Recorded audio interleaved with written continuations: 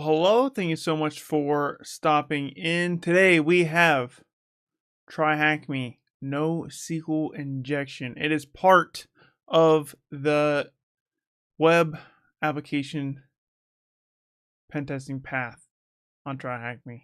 It's a little bit of a newer path. It is of the intermediate level, so past beginner level, but it's been a good path so far. So let's go ahead and I'm logging an app right now, and then we're gonna dive into it here in a sec. Every time I get on TryHackMe, I'm like logged out every time. Wish it would keep me logged in.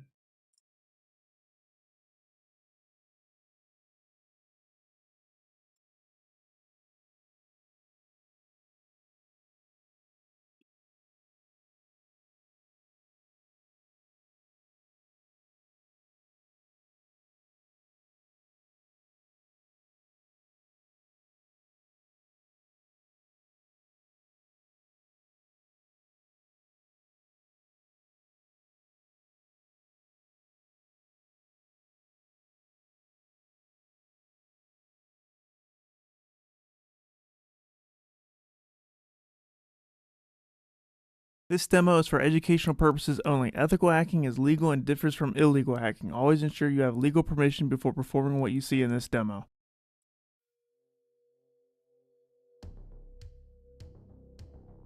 Alright, so here we are. We are on the learning path. You can see the last room that we did, the last stream. Not the last stream, but the last TryHackMe stream. We did advanced SQL injection. And today we're going to be continuing on with the web application pen testing path. As you see, I'm only 26% done, making progress slowly but surely. And we're going to be doing the NoSQL injection, a walkthrough depicting basic NoSQL injection on MongoDB. And I'll be honest with you guys, not really quite sure what NoSQL injection is. I mean, I know of it, and I kind of know like the basics of it, but as far as actually doing it, I don't really have any hands-on experience with NoSQL injection. SQL injection, different story. I've worked with SQL injection a lot, but NoSQL injection is something that's I'm not too well versed in, which is really good because I can learn something today.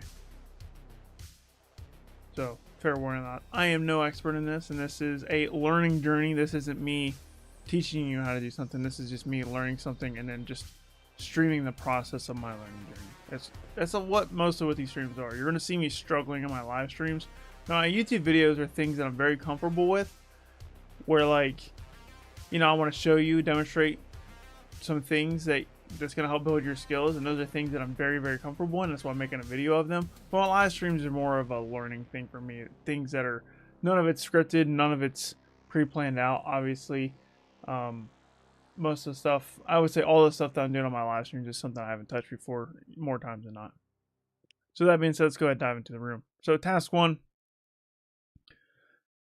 In this room, you'll learn about NoSQL injection. While SQL-based databases are a popular choice for data storage of web applications, several database options that are not based on SQL also do exist. Database solutions such as MongoDB, a NoSQL database solution, have seen a significant rise in popularity in recent years. However, the fundamental principle of injection attacks remain the same. If we have the ability to inject into the database query itself, we have the opportunity to manipulate it.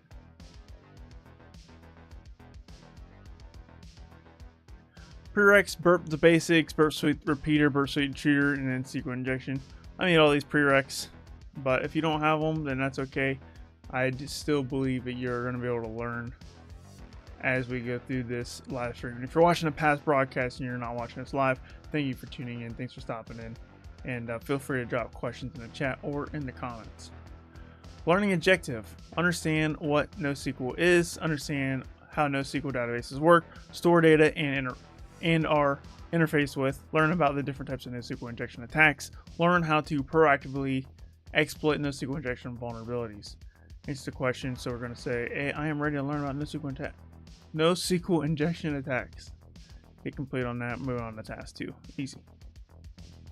What is NoSQL? Before we can learn about NoSQL injection, let's first take a look how NoSQL databases work. In this room, we will focus on MongoDB, although there are other NoSQL solutions about principles about the injection attacks in MongoDB can be applied to any NoSQL database. MongoDB, much like MySQL, MariaDB, or PostgreSQL, MongoDB is another database where you can store data in an ordered way.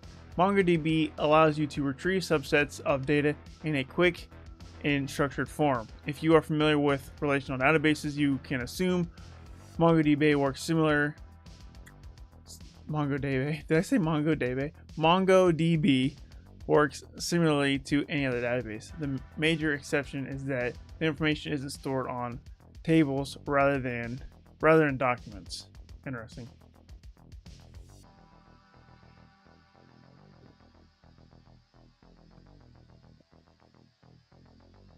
You can think of these documents as a simple directory structure where key value pairs are stored in a way they are very similar to what you would call a record or traditional relational database, but the information is just stored differently.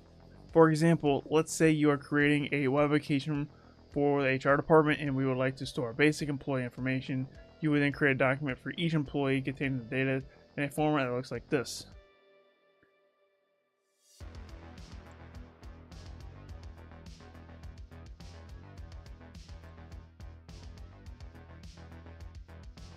As you see, documents in MongoDB are stored in an associative array with an arbitrary number of fields.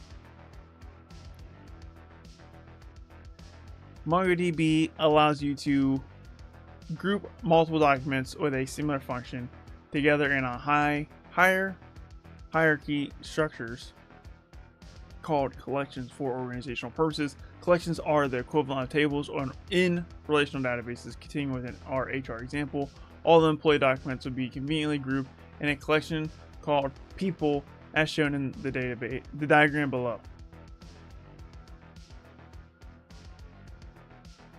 Tracking so far, it seems pretty easy. This seems a lot easier to understand than regular traditional databases, in my opinion, because like the whole file structure makes sense because of, if you're familiar with like Windows or Linux, like you make a directory, then you put a file in there, and then you can put stuff in there. So to me, this makes a lot more sense than like a traditional database, to be honest with you. So I wish I would have done this room sooner because this is so far making a lot of sense for me, anyways.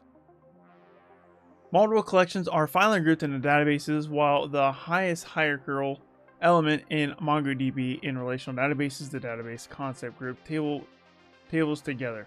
In MongoDB, it groups related collections: people's collection, payroll collection, branches collection. Coring the database. As with any database, a special language is used to retrieve information about the database. Just as relational databases use some variant of SQL, NoSQL relational databases such as MongoDB use NoSQL. In general terms, NoSQL refers to any way a querying a database that is not SQL, meaning it may vary depend on the database you use. So you don't say NoSQL refers to any database that doesn't use SQL. Huh. Yo, what's up, Cody? Thanks for stopping in. He said, what's cooking? Good looking. Nothing's cooking. Well, I don't know. Ask the database after this room, and then we'll see how much I cooked it. But yeah. Thanks for stopping in, Cody. How's it going?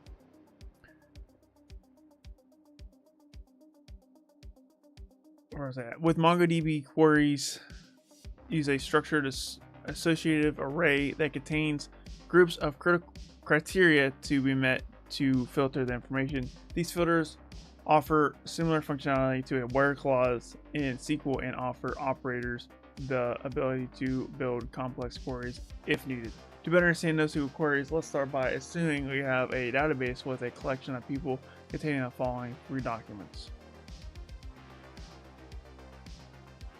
If we wanted to build a filter so that only the documents where the last name is singular are retrieved, our filter would look like this. Last name is equal than or greater than.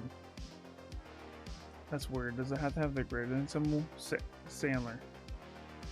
As a result, the query only retrieves the second document. If we wanted to filter the documents where the gender is male and the last name is Phillips, we would have the following filter. Gender is male, last name is Phillips. This would only return the first document.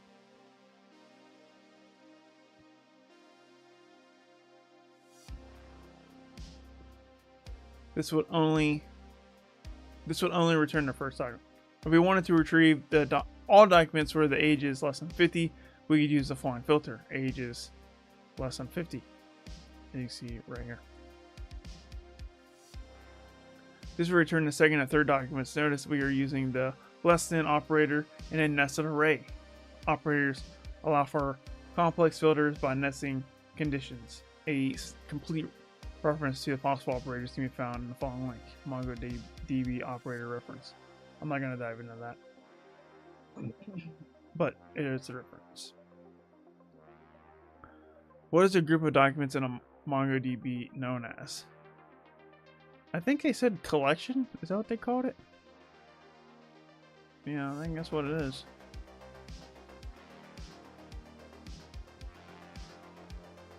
Using the MongoDB operator reference, what operator is used to filter data when a field isn't equal to a given value?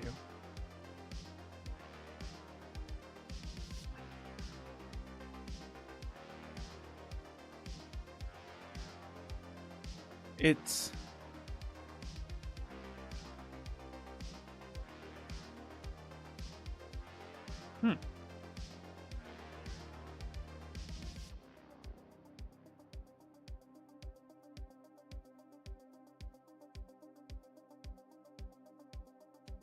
Is it $LT? No. What operator is used to filter data when a field isn't equal to a given value?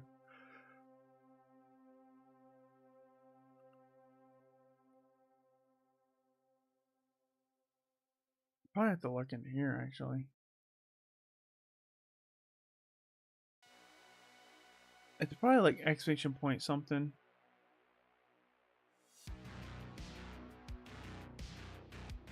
It's $NE. So I did have to go to that reference. I'm still not gonna go in there, but I had to go in there to get the answer. Nice. Following the example of the 3 documents given before, how many documents would be returned by the following filter? Gender is not equal to female. Age is greater than 65. So we're looking for males older than 65. Males older than 65. Greater than, it says GT. Is GT? Yeah, so GTE is greater than or equal to. We have one that's 65. So this isn't going to work because it's not greater than or equal to. It's just saying greater than. So this would need to be 66 or higher. I'm going to say 0. I'm pretty sure this is going to be 0. Yep, nice. Let's go ahead and start the machine. First, to start the virtual machine, I press on start machine. Okay, we know how to start machines. I'm not going to read the rest of that paragraph. Injection is injection. Huh, who would have thunk it? While it may seem complex to think about NoSQL, when we boil down injection attacks to their very essence, we can understand the similarities between SQL injection and NoSQL injection. The root cause of injection attack is the improper concatenation of untrusted user input into a command can allow an attacker to alter the command itself. With SQL injection, the most common approach is to inject a single or double quote that terminates the current data concatenation and allows the attacker to modify the data. The same approach applies to NoSQL injection. If untrusted user input is directly added to the query, we have the opportunity to modify the query itself. However, with NoSQL injection, even if we can't escape the current query, we still have the opportunity to manipulate the query itself. Therefore, there are 2 types of NoSQL injection. Syntax injection, this is similar to SQL injection where you have the ability to break out of the query and inject our own payload. The key difference to SQL injection is the syntax used to perform the injection attack. Operator injection. Even if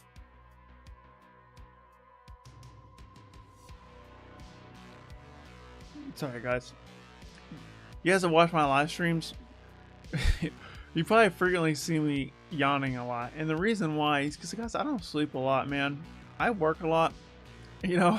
Like, I'm doing a lot of content and I have a full-time job, and I work out and stuff, so bro, I don't sleep a lot, so you'll just see me yawn a lot. So when I'm in person or just in a stream, man, because I'm just like perpetually tired. Anyways, operator injection. Even if we can't break out of the query, we could potentially inject a NoSQL query operator that manipulates the query's behavior, allowing us to stage attacks such as authentication bypasses.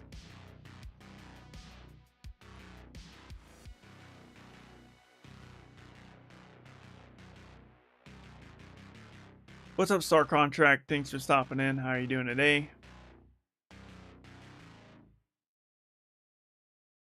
In this stream, our main focus will be the operator injection and the different ways it can be leveraged. This is because it is not as common to find syntax injection cases, as most libraries used to create the queries apply filters that prevent you from injecting into the syntax. However, since user input can vary, these same filters can often be vulnerable to operator injection. However, we can cover a syntax injection example at the end of the room. How to inject NoSQL. When looking at how NoSQL filters are built, bypassing them to inject any payload might look impossible, as they rely on creating a structured array. Unlike SQL injection, where queries are normally built by simple string concatenation, NoSQL queries require nested associative arrays. From an attacker's point of view, this means that the inject NoSQL one must be able to inject arrays into the application. Luckily for us, many server-side programming languages also allow for passing array variables by using a special syntax on the query string of the HTTP request. For the purpose of this example, let's focus on the following code written in PHP for a single login page. So it's a simple PHP login page here. I'm gonna let you guys look at that for a sec. And then I'm gonna move on. The application is making a query to MongoDB using the My App database and login collection, requesting any document that passes the filter. Username is user, password is pass. When both user and password are obtained directly from the HTTP post parameters, let's take a look at how we can leverage operator injection in order to bypass authentication. If somehow we could send an array to the user and pass variables with the following content.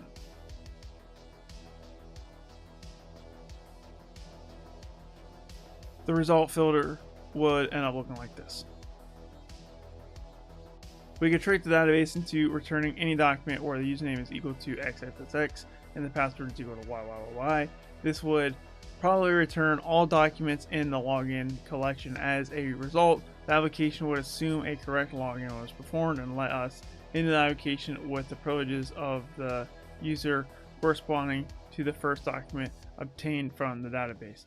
The problem that remains unsolved is how to pass an array as part of the post HTTP request. It turns out that PHP and other languages allow you to pass an array by using the following notation on the post request body. So let's fire up our favorite proxy and try to test this. For this guy, we'll be using the burp proxy. What type of NoSQL injection is similar to normal SQL injection? I think they called it syntax.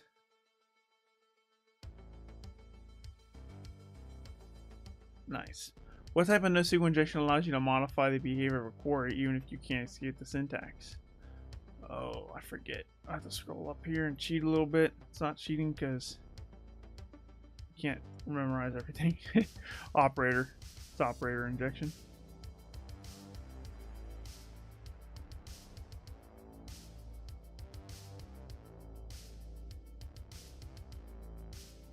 Bypassing the login screen. First of all, let's open a website here. So let's go ahead and open up that website. and send an incorrect user pass to capture the request on burp. So we're going to load up burp. This is the community free edition here.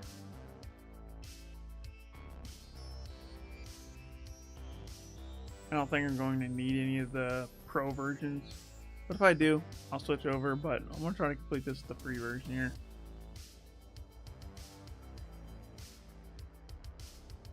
And I'll be right back, guys. I'm going to get some more drink.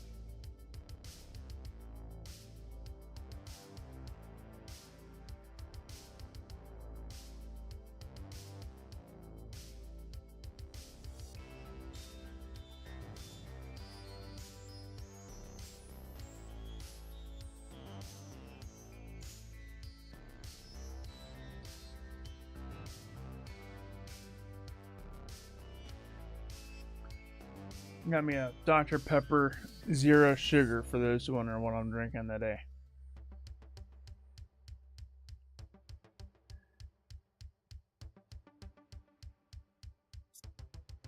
I love my zero sugar, 0 calorie soda. Let me tell you what.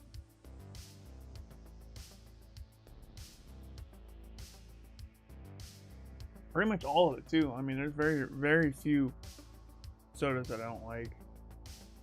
I don't like anything with sugar in it. That's why I get all 0. So there's not a whole lot of companies that do the 0 sugar, but they're starting to pick up in popularity, which is nice. It's actually quite a large selection. It's growing in size every year, I feel like. Alright, so let's go ahead and do full screen on burp here. And let's go to Firefox, and we're just going to turn on... Do I have Foxy Proxy installed in this?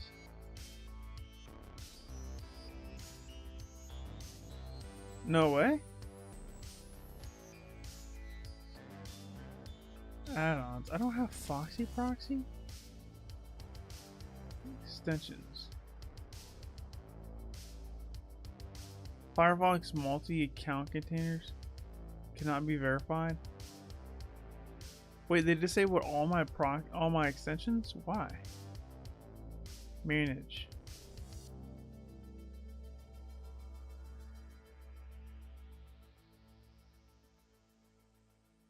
What? On Wednesday, March 19th, from 2 p.m. to 2, we will be using performing system maintenance about, okay. Add-on signing to Firefox. Why did all my extensions just randomly disappear?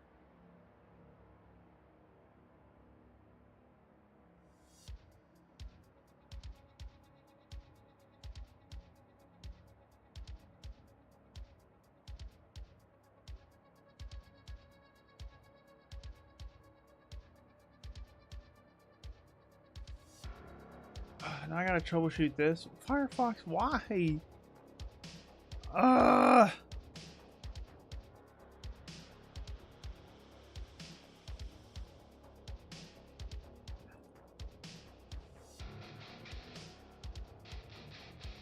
So 2 days ago, they're just like, you know what?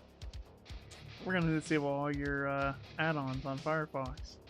It's so stupid. Why do they gotta make my life harder? I'm not gonna figure out how to solve this problem. That's the last thing I want to do, Firefox. We already don't even like your stupid web browser, and you're gonna make it more harder for me? Like, come on, man.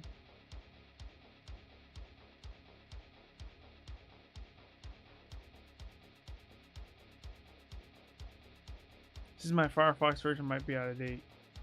Can I just update my Firefox? Maybe that's what... Maybe that's all I need to do. Can I just update Firefox?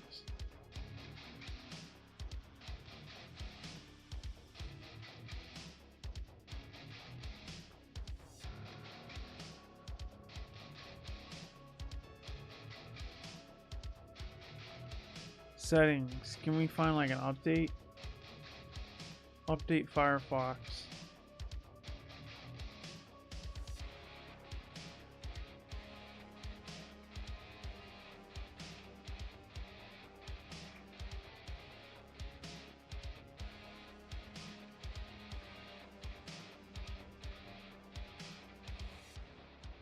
feel like it should update automatically. You know what I mean? Chrome updates automatically, but not Firefox.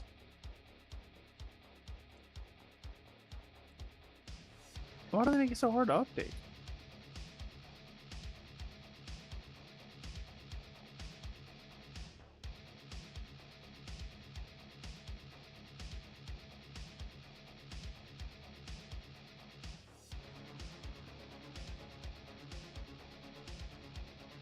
It's the worst.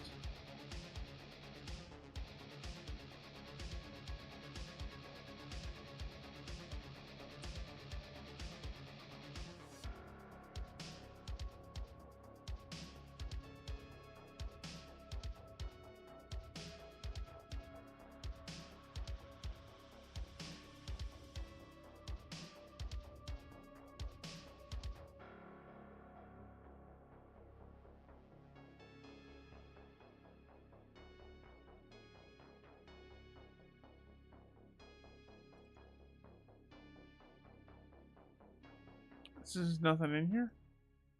Bro, what do you mean? Firefox? Browser. How do I...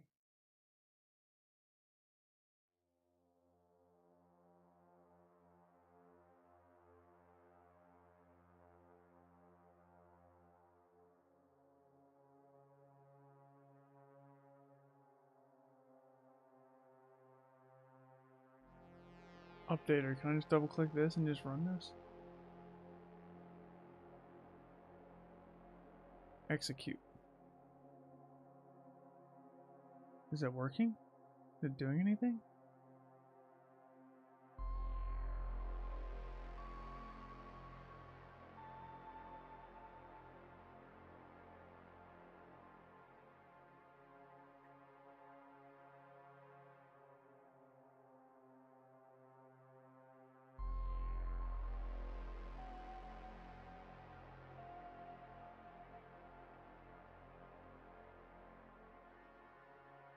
Bro, what? Why? Why can't I just update this? Like, why does it gotta be so complicated? You know what I mean? Like, why does it gotta be so annoying?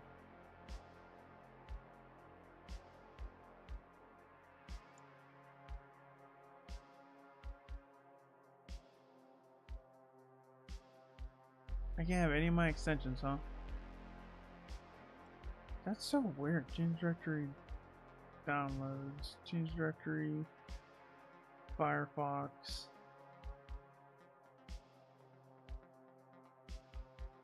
Can I just run updater?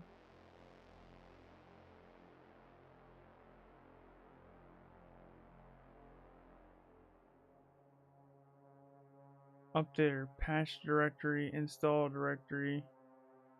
Updater, I don't know. Let's just do install dir.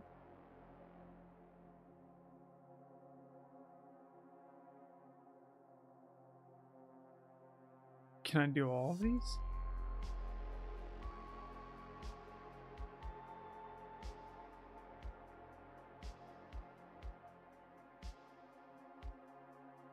Patch directory patch is not valid.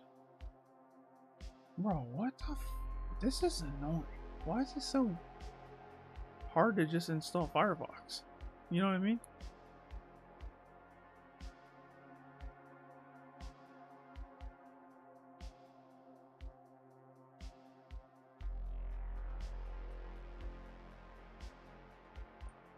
It's the latest version of Firefox. I can run it from here. But I just wanted to do an update of what I already had. So I gotta add my extensions again. Cool. Let's just go ahead and remove this. And then pin this.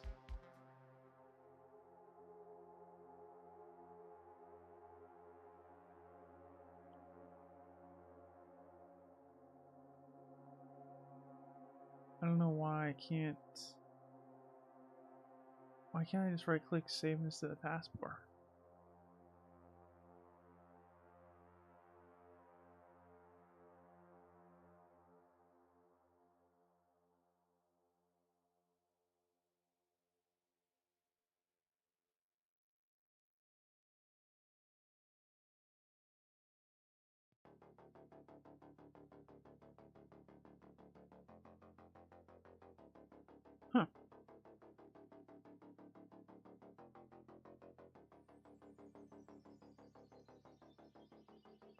See, I can add to the panel from here,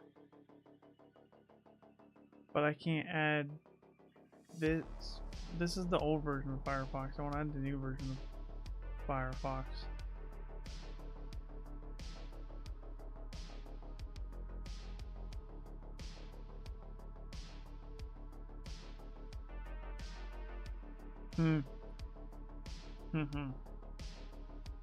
That's really annoying, dude. Why do they gotta be doing this to me? Honestly, I hate Firefox. This is really annoying. This is just not cool. Alright, now I gotta install add-ons, so bear with me, guys, here.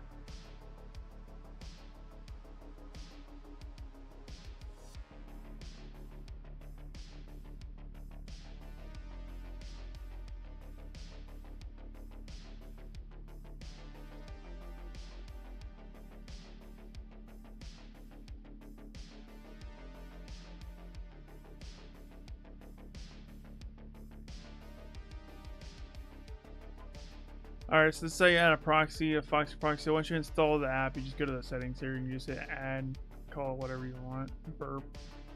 Give it whatever color you want. I like to give it this orange color. And then for the port, you literally just gotta do 8080.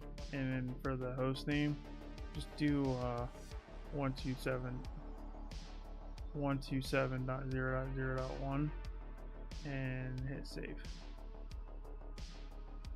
And then after you do that, you need to go to 127.0.0.1:8080 to get the certificate up here. Click this, open the file. You don't even need to open it actually. Just download it, and then come over to here to the settings. And then what you're gonna do is search for certificates, and then you're gonna go to view certificates, and then you're gonna make sure authorities is highlighted. You're just gonna click import, and then you're gonna import that certificate that you just downloaded.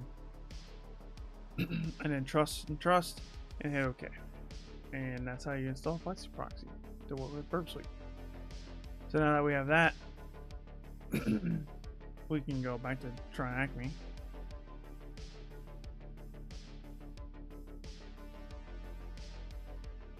I wanted to log back in. Give me a sec here.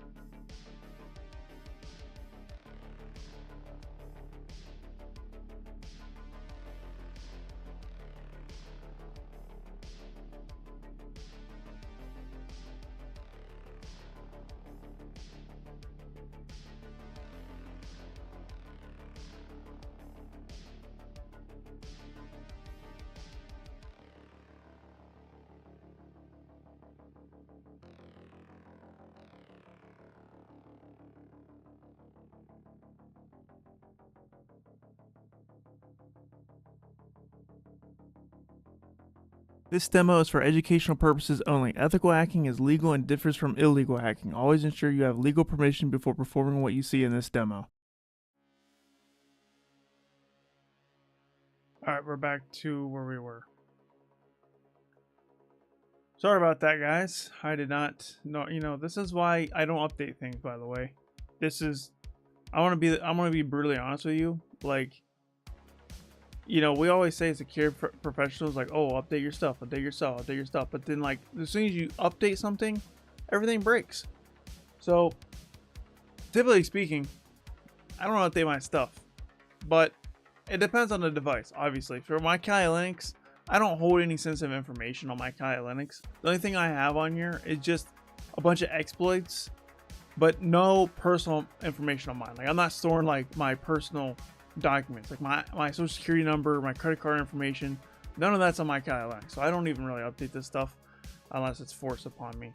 As far as like my hacking tools go, like I generally just do not update it, because the second I update something, everything breaks. As you just witnessed, it took me 10 minutes to fix all that, and that's doesn't sound like a lot, but that stuff those 10 minutes add up all the time.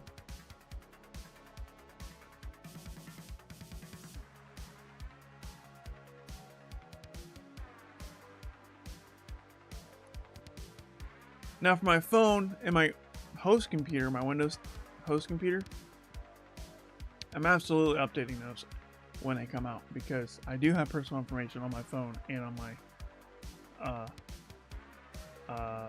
host computer. You know what I mean? Why does it just say machine IP? Why don't just give me the URL? And the fact that it's, I can't even highlight that part by itself. That's so annoying. Okay. What's up, Richie Rose 99? Thanks for stopping in. Glad to see you here. Have you ever tried Arc browser? Really, I've recently switched to it in its class. No, I haven't tried it. I didn't even know Arc browser was a thing, to be honest with you. And then whoever's on LinkedIn, thank you so much. They said a really great stream, and I say whoever it is, I don't know who you are because on my chat this says LinkedIn user, so feel free to drop your name and let me know who you are, so I know. But thanks for stopping in.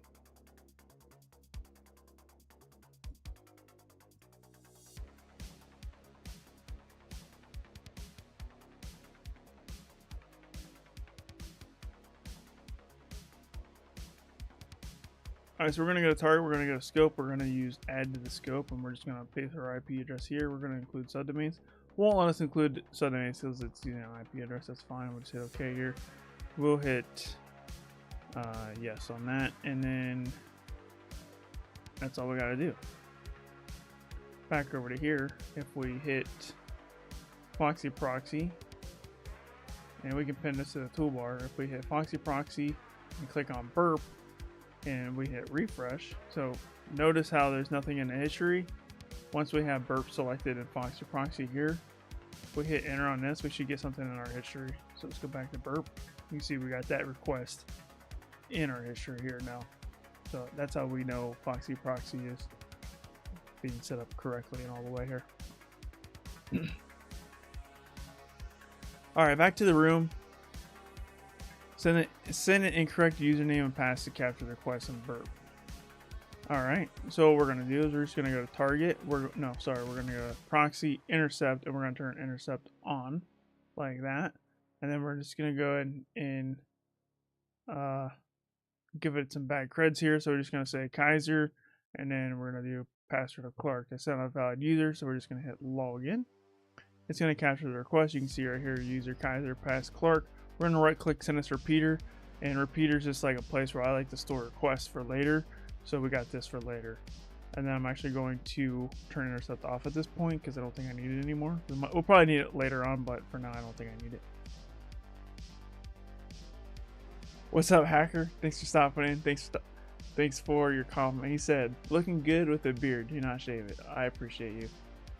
That means a lot to me, because dude, the beard's a new thing for me, man. It really is. I was never allowed to have a beard almost my entire life. The only time I was allowed to have a beard was from the age up to 19. But before I was 19 years old, like I was unable, like I wasn't, like I was too young to grow a beard, if that makes sense. And then when I turned 19, I started working on oil refineries and chemical plants. And one of the rules is you had to shave. So I had to shave once a week because even like a little bit of peach fuzz, like you're allowed to have. And then I joined the military at age 24. And when I joined then, I had to shave every day because you can't even have a single hair on your face. So I had to shave once a day. And I did that for 6 years. I was in the military for 6 years. And now that I'm out now, I haven't been out for a year. Like when I got out, I kept shaving, and because it was just like a routine, and I wasn't used to seeing myself with a beard, so I just kept doing it. And then I just started letting it grow, and like people like you would comment on it because I let it grow out for like a few weeks, and some people are making comments of it. I'm like, I don't want to keep this, see where it goes. And because of people's comments like yours, I'm just letting it grow and see what happens. And there's gonna be a point to where it's gonna be too long, and then I'll have to start shaving it. But I haven't shaved it for almost 3 months, 2 months now, 2.5 months. Sorry, that was a rant, but I appreciate the comment. The original captured login request looks like this, so I already pointed this out. So this username and password they submitted. We can now proceed to intercept another login request and modify the user and pass variable to send to the desired arrays. We can now proceed to intercept another login request.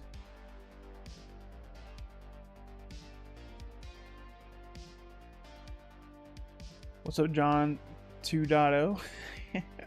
Love it. But for those who are not on Twitch, his name is 2.0, as in like he spells out dot, D-O-T. He doesn't have like a dot, if that makes sense. Thanks for stopping. I'm glad to see you in the chat. How you doing today?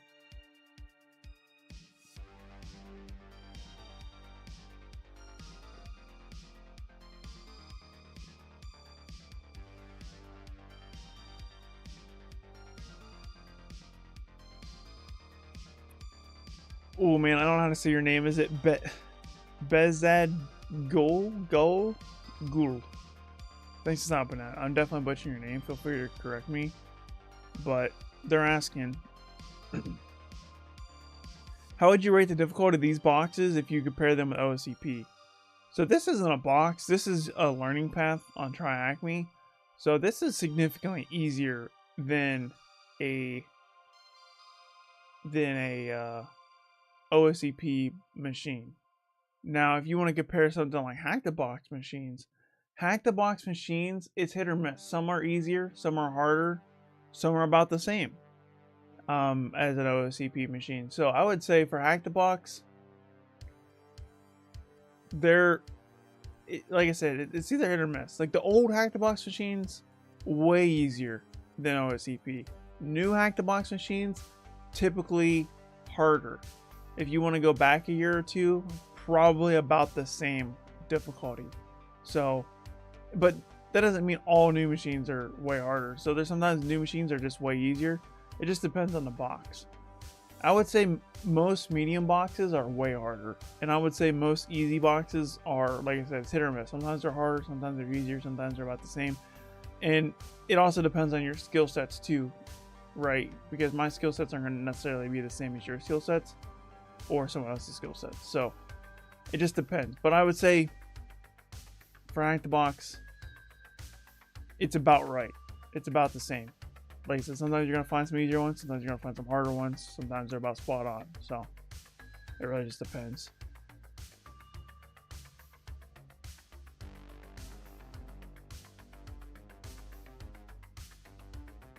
I'm doing good, John. Thanks for asking. He said, yeah, man, a beard and cattle dress makes you a bit more relatable. Yeah, because I used to wear my tie and my dress clothes. And the reason why I did that is because I actually made the videos originally to make myself more employable, right? I was like, well, I want to show up the way. I don't think I've ever explained this on the stream or in one of my videos. But the reason why I always wear a tie with a dress shirt is because, like I said, I originally started the channel to like make myself look better for employers. And I'm like, well, if the purpose of these videos is to stand out to employers, like I'm gonna wear something I would wear to an interview, and that's what I would wear to an interview. That is what I wear to an interview. But then once I got into the position I'm in now, and I started to continue making doubling down on content, I was like, well, I need to be more relatable. Like you said, like that's a huge deal, because I'm no longer at that point. I'm not making content to make myself more employable. I'm making content to help you out and everybody else out in the community. And taking the dress shirt and the tie off was huge. And honestly, it ruined a lot of stress too, because dude, I was going to the dry cleaners like once a week, dude, to like get myself cleaned all the time. It was expensive and it was very time consuming. And when I switched to just like a regular t-shirt, it made it so much more easier for me to make content. Because yeah, put on the dress shirt and the tie to make content all the time, like it got old. It got old pretty fast. And then when I decided to get rid of it, it was the perfect mood to make. Hacker says, I was addicted to TryHackMe, but after Black Hat MEA 23, what's MEA mean? I don't know what that means, but I got burned out and I haven't played a lot time ago. And then I bought OSWP and I failed because I was too hurried to get in, and it gets a lot worse. What do you mean by it gets a lot worse? you failed OSWP because I was hurried to get in. What does that mean? I don't know what that means. OSWP for me wasn't, it was pretty easy, but at the same time, it was the right amount of challenge to make it really fun, if that makes sense. Like, I passed that exam because they give you, I think they give you 6 hours. Is it 6 hours or is it 4? I think they give you 4. Oh gosh, I can't remember how much time they give you. It's either 4 or 6. But I passed the exam in like 2 hours or something like that. And for OSWP, because you only need to get, they give you 3 scenarios, and you only have to pass 2. You only have to crack 2 out of the 3 scenarios. One of them is a mandatory scenario. So I got the mandatory scenario done, and then I moved on to another scenario, and then I got the other scenario done very quickly. I want to say in like 2 hours. It took me an hour for scenario 1, an hour for scenario 2, and then I had like 2 hours left, and I was like, well, I might as well just try extra, right? I mean, it's not gonna, even though I'm already technically passed, I might as well go for the 3rd scenario. And the 3rd scenario actually ended up being a little trickier for me. I don't want to say it was harder, but it was a little trickier. And it took me 2 hours to do that one, and I almost ran out of time. Now, granted, if I would have ran out of time, I would have still passed, but I went up right to the wire to my exam. But at the same time, I was also writing the report while I was doing the exam. So that also played a factor as well. But overall, I think OSWP was pretty easy. So if you failed, I would say just go through the material again. Check out my OSWP video. Check out Wi-Fi Challenge Lab and do the exercises on there, and you'll be fine. Hurry to get it. I meant I want to get ASAP because I was going to a boot camp and wanted to improve. Because I was going to boot camp, I want to improve my CV because I haven't played CTFs a long time ago. Oh, okay. So you just rush to training. You definitely don't want to do that. Although, I would say with OSWP, you kind of can. I got that in a week. I'm not even kidding. It took me 1 week to study for that. Now, granted, I was doing 8 hours a day of studying every single day for a week. So if you don't have that time to 8 hours a day times 7. What is that? 8 times 7? That's like 56. Yeah, I'm not very good at math. I had to do that. I had to actually calculate that.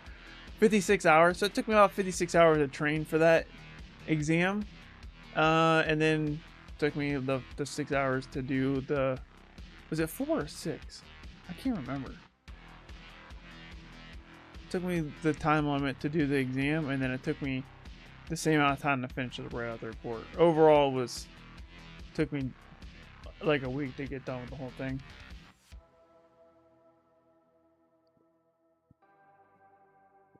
I would say don't quit. Just try it again.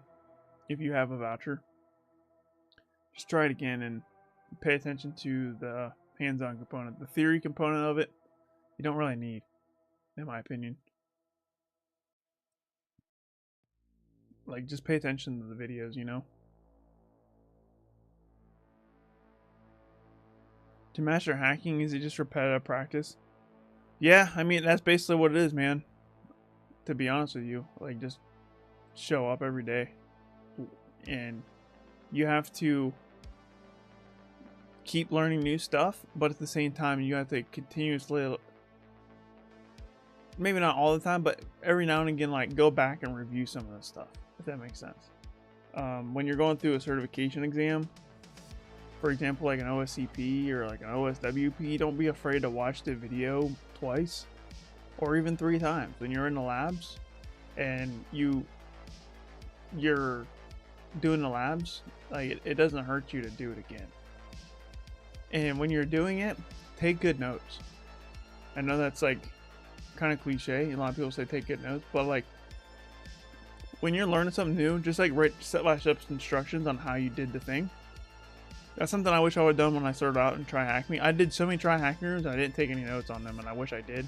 So when you're going through a TryHackMe room, like your notes should look pretty similar to what the room is. So if I was taking notes on this, I would literally just like write down what I'm doing in my notes. Yeah, I failed 3 certs due to rushing. That's okay if you failed. Don't worry about it. Everyone fails certs. I have a lot of certs, but I've done my fair share of failing myself. Just try it again, man. And don't go slower. Don't rush. No, I've had success rushing through certs, but when you do that, you but you take a risk on like forgetting the information, if that makes sense. So for example, OSWP, I passed that exam, didn't use any of my Wi-Fi hacking skills for over a year. I go on to a Wi-Fi pen test because I'm Wi-Fi certified, right? Wi-Fi pen test certified with OSWP, and then I go on my pen test, and like I basically had to like reteach myself how to do Wi-Fi hacking because I went so long without doing it.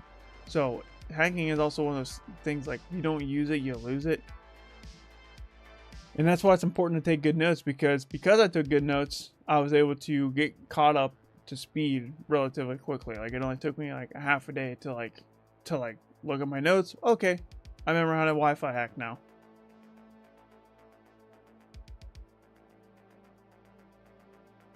Alright, so I think I gotta log in again. Let's try this again. Let's try test, and let's go ahead and intercept this and hit save. This isn't the same thing. Let's just start repeater.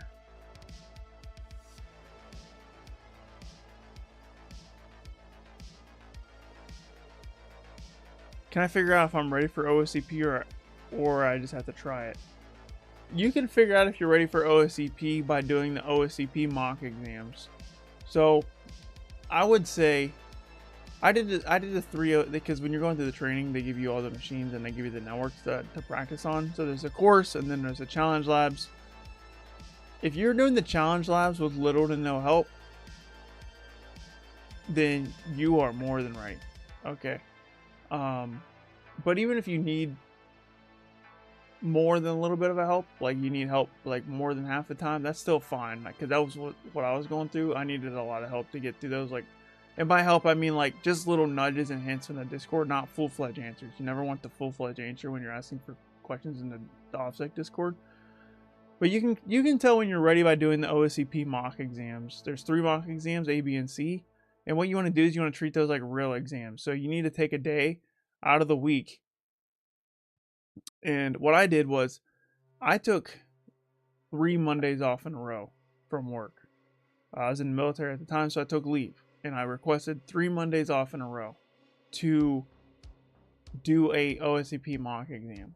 So first Monday, did my OSCP, and I treated it like a real exam. Like I would wake up at 6 in the morning, start at 7 because that's when my exam started, was at 7 o'clock in the morning.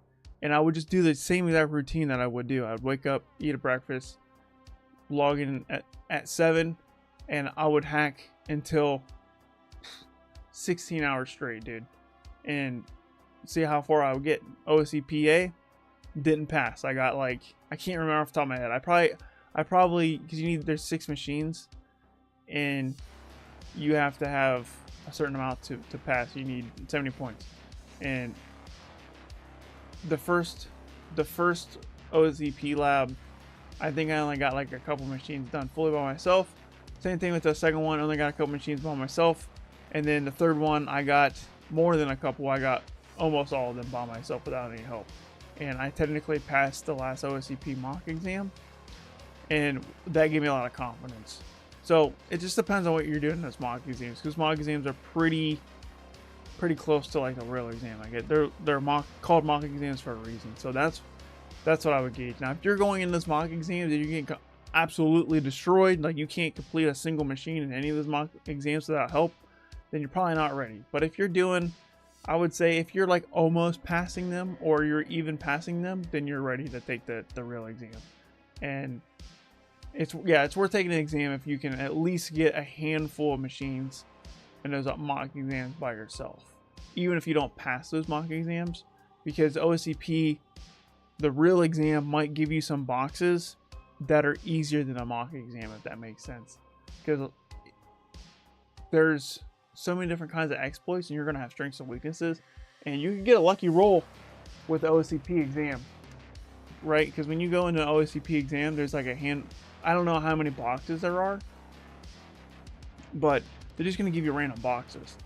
And some of those boxes you're going to find really easy, and some of them you're going to find really hard. And you can get a lucky roll. I call it a lucky roll by, like, let's say they give you 5 machines that are just like play to your strengths. Well, that's a lucky roll. But you can also get a bad unlucky roll where they give you 5 machines that plays to your weaknesses. Like, it's just like things that you're just not good at, you know what I mean? So that's why you can't really beat yourself up after a failure, because you can just when you try again, you're going to get another set of boxes, and it's going to be a whole different experience for you, you know what I mean? Hopefully that helps you out.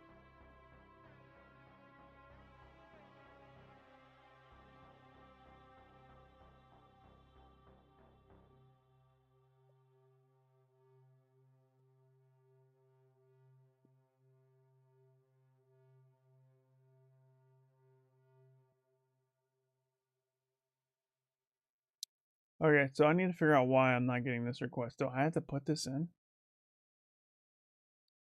We now need to proceed to intercept another login request and modify the user and password to send the desired arrays. This forces the database to return all user documents, and as a result, we are finally logged into the application.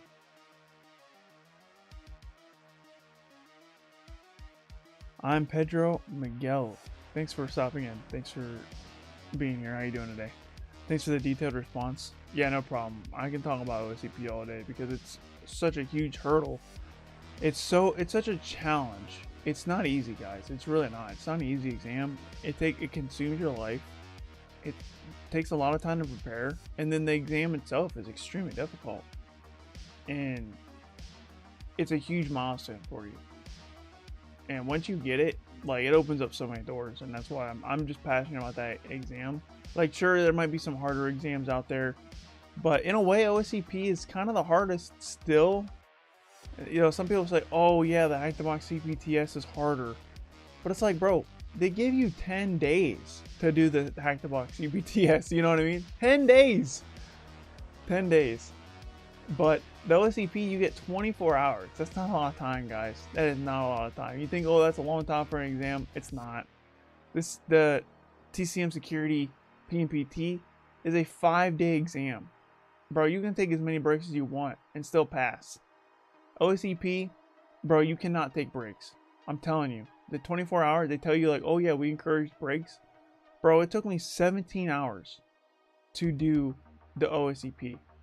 And I took only a handful of breaks. Like, all right, I would go to the restroom, I'd go get up and get coffee, maybe get a snack, go take the dog out to walk, and my cat threw up on the floor during the exam, so that was kind of a break too. I had to clean that up, and then I ate lunch and dinner. Right, I ate breakfast before I started the exam. But overall, like, out of my, I mean, I probably spent 15 hours on the computer, and then I probably spent 2 hours like taking breaks. So that's another thing I will say. Be prepared. Be prepared if you take an OCP or any OffSec cert for that matter. Like, be prepared to sit in your chair for 15, 16, 17, 18 hours and taking little to no breaks. And if you can't do that, then you're going in at a disadvantage. Okay? So that's why those mock exams are extremely important in my opinion when you're going through OSCPs, because you can train yourself to, like, oh yeah, let me look at the screen for 15 hours straight, 16 hours straight. And if you can do that in your mock exams, you're definitely going to be able to do it in your real exam, because the real exam, there's more at stake. You know what I mean? I need an opinion from your perspective. Which certificate should I follow first as a trainee? I'm sorry for asking. As a well, it depends on your current skill level. If you have no security experience and you have some basic IT knowledge, if you have basic IT knowledge but no security experience or no security knowledge, then I would go CompTIA Security Plus as a first cert. because that opens up a lot of doors for you. If you don't have any IT experience and you don't know how networks work, then I would go with the CompTIA Network Plus as a first. If you already have some security experience and you have a Security Plus, for example, then you want to do something like the next level up past Security Plus. So I have 3 videos that will really help you out.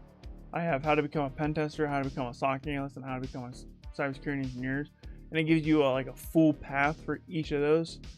So I'd recommend checking those out depending on where you want to go. So if you want to be a pen tester, definitely check out the pen tester one. Let me see if I can find them for you. I'll link them for you here. But that'd be my recommendations. Just watch his videos, and then you can follow that path and then modify it a little bit if you need to.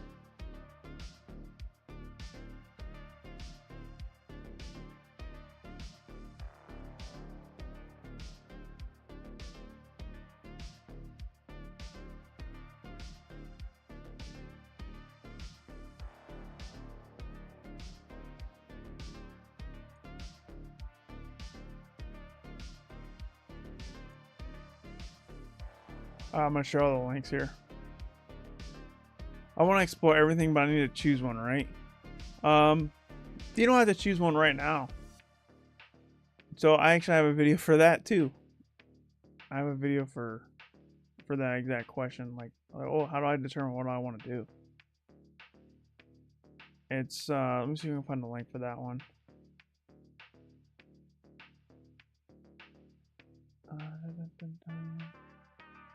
Guys, I got a lot of videos at this point. The library's getting pretty big, which is really good because there's a lot of information just thrown out there for free. Here we go. Cybersecurity career path, how to choose a specialization. It's a video I made a handful of months ago. So I'd watch this video first if you have no idea what you want to do with your life. And then, like I said, I have that's if you don't know what you want to pick, but if you have an idea what you want to do, then I would go with either let me get the links for the other 2 videos.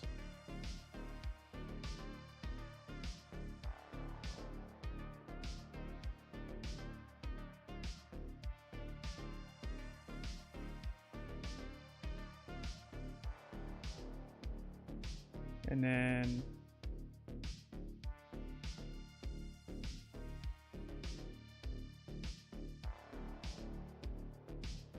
there's one more somewhere. Dude, I've made a lot of videos. Pedro Miguel, thanks for subscribing. I appreciate you. Alright, here we go. How to become a cybersecurity analyst. And then I'm going to make stay on the lookout. I would say, I don't know, is it sometime this month or is it next month? I would say in the next couple of weeks, there's going to be a video dropping like how to get started with cybersecurity in 2025. And that's probably going to be the best video for you. I just haven't made it yet. But for now, these are the best videos I can recommend to you for my opinion. And obviously there's other people's opinions out there that you want to take into consideration. Like, I'm not like, I want to make it very clear that like just because I lay out a path to you doesn't mean it's the only path that you got, right? Everyone takes a different path. So it's definitely worth checking out other people's videos and seeing like other kinds of paths. That's just my opinion. And you know, what worked for me didn't work for other people, and what worked for other people didn't work for me. That's why everyone's path is a little bit different, and that's why I say it's okay to modify the path, right? Like when I say, oh yeah, here's the path to become a pen tester, it's not the only path, and I actually say that in the video. It's really important that you know that. So hopefully those videos help you out. Alright, so I think what I need to do... Aw man, thanks for stopping in. Aw man Patel. I had the Cyber Officer Search exam today at 1:15. A bit nervous. What time zone are you in? Good luck though. Any last minute advice? Well, with a Cisco exam, Cisco multiple choice exams are like the only multiple choice exams that you can't go back on. So remember that.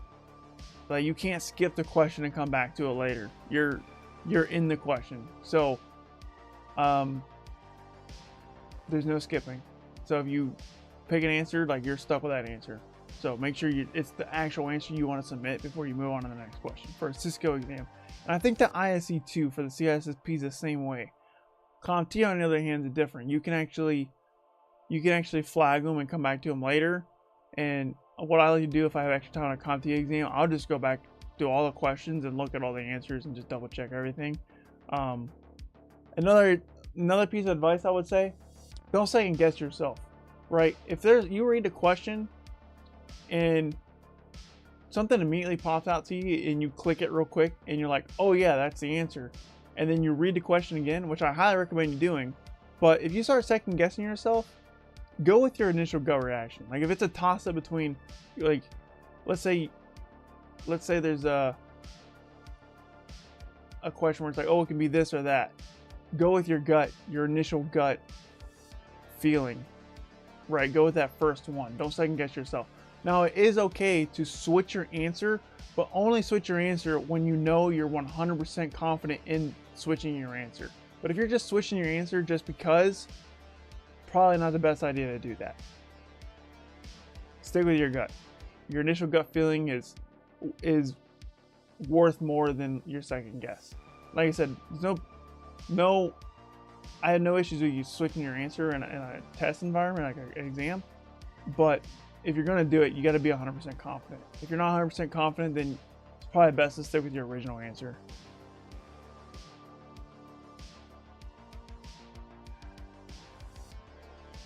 And then another thing with multiple choice exams, they're not going to give you all the information that you're going to need or want to answer the question.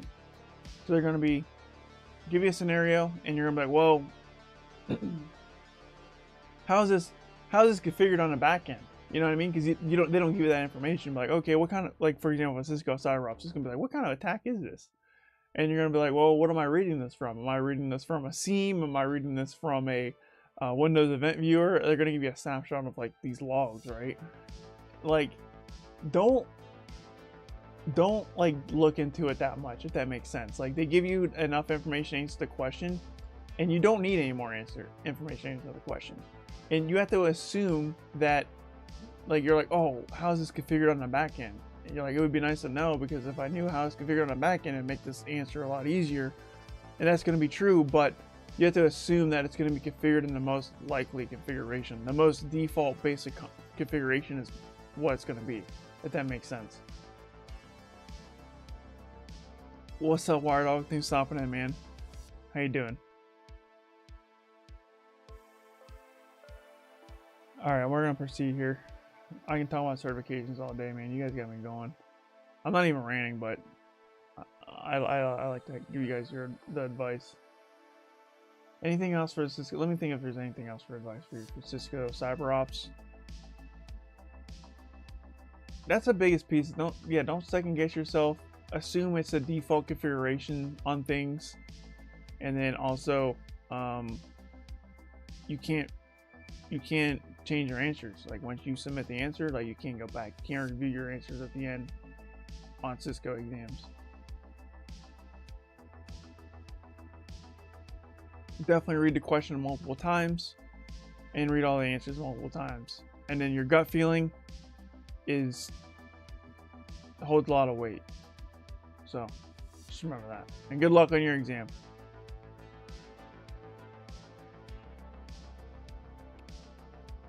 As training at work right now for a company which is sales and web application, that's why I asked that, because cybersecurity is a big word. So yeah. Well, what do you do for the company now? Cybersecurity is definitely important. More companies are taking it more seriously as time goes on. It's not where it needs to be yet, but it's growing, which is good. Unfortunately, we are in a bad job market right now, because the economy is not doing good. It wasn't doing good the last 4 years, and it's not doing too good now. But I think these troubling times is just temporarily, right? Like, we had, you know, from like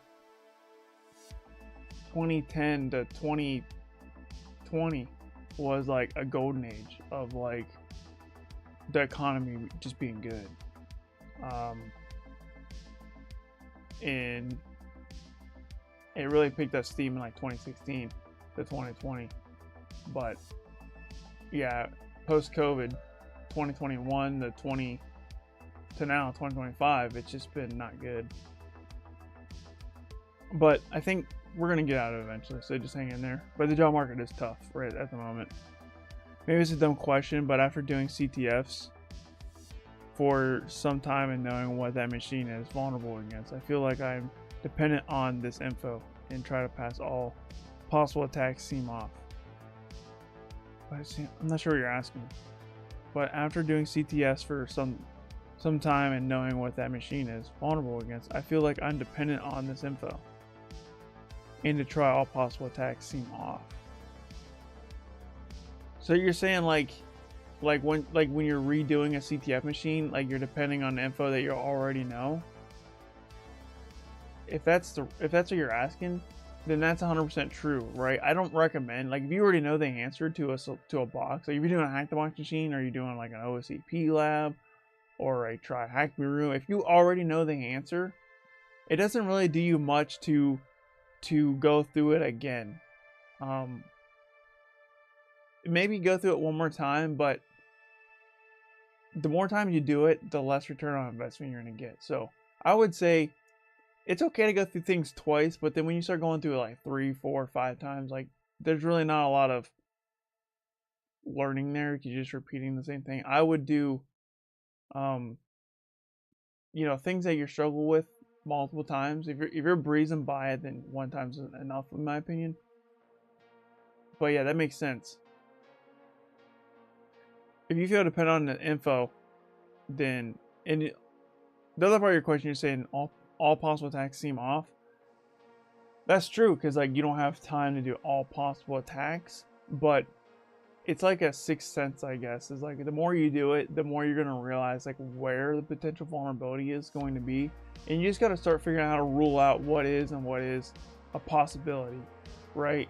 And that's where like your protocols, your basic knowledge, your fundamentals come into play.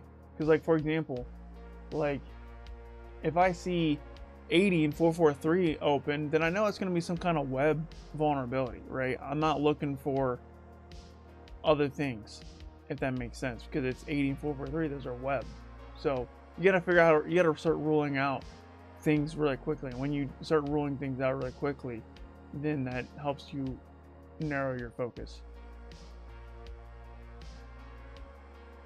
I'm learning about pen testing. I'll try to learn about a little bit of everything right now. It's more about PHP injection and cross-site scripting, how I can inject that in a certain way. Yeah, I mean, that's good for like web app stuff. Definitely a good place to get started. I don't know what you're doing that on or where you're learning that at, but yeah, that's perfect. All right, back to this, guys. All right, so I think all I got to do here is I just got to put this like user. So let's just do that.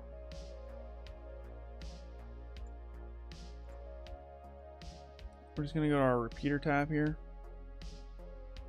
Actually, no, yeah, so we intercepted this again.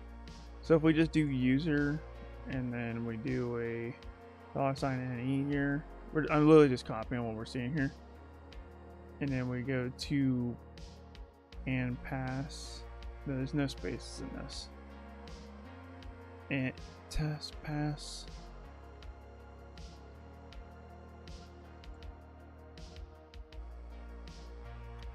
$NE. And then it says I'm wrong. Okay, so this should just bypass it. So let's go ahead and hit forward. Just turn intercept off. Should forward everything. And there we go. We have gotten on the machine. Or we broke into the web app. No, we didn't pop a shell, but oh. Okay. Let's see what it's asking. When bypassing the login string using the any operator, what is the email of the user? Alright, that's easy enough. We just gotta copy and paste the email and submit that. Easy.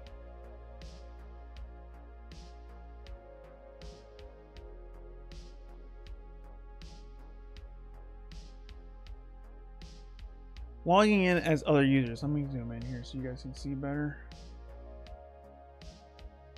We have managed to bypass the application's login stream, but with the former technique, we can only log in as the first user returned by the database, making use of the $nin operator.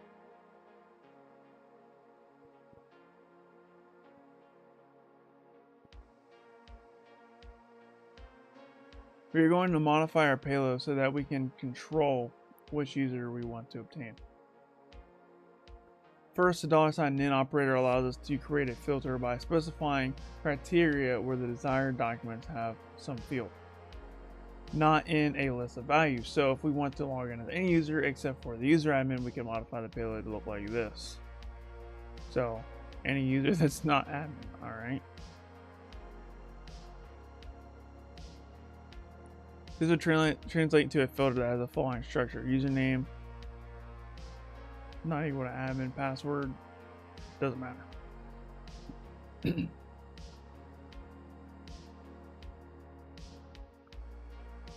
Mohammed Halder, thanks for stopping in. Glad to see you in the chat. How you doing today? Love you, bro. Keep going. Appreciate you.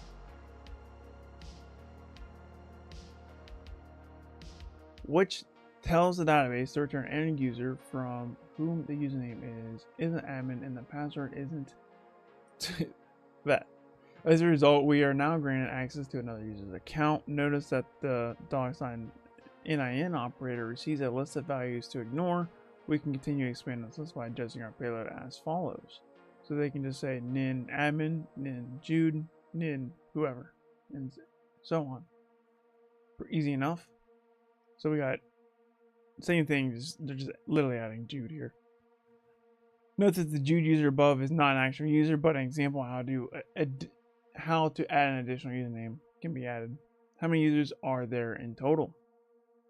There is a user that starts with the letter P. What is his username? All right, we gotta figure this out, guys. Let's do it. Okay, so let's go back. Matter of fact, let's go forward. Let's go log out. We don't want to be logged in. And what we're going to do is we're going to do the same thing. We're going to give this some dummy data. And then we're going to hit intercept on, log in. As you can see here, we got our dummy data. And then what we're going to do is we're just going to follow the example here. They literally gave us the answer already.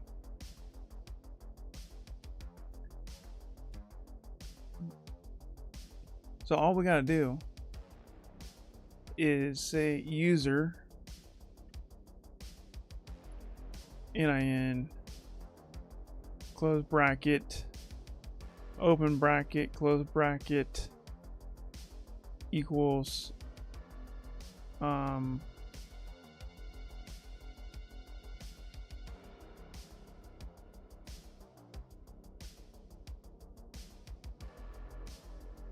admin.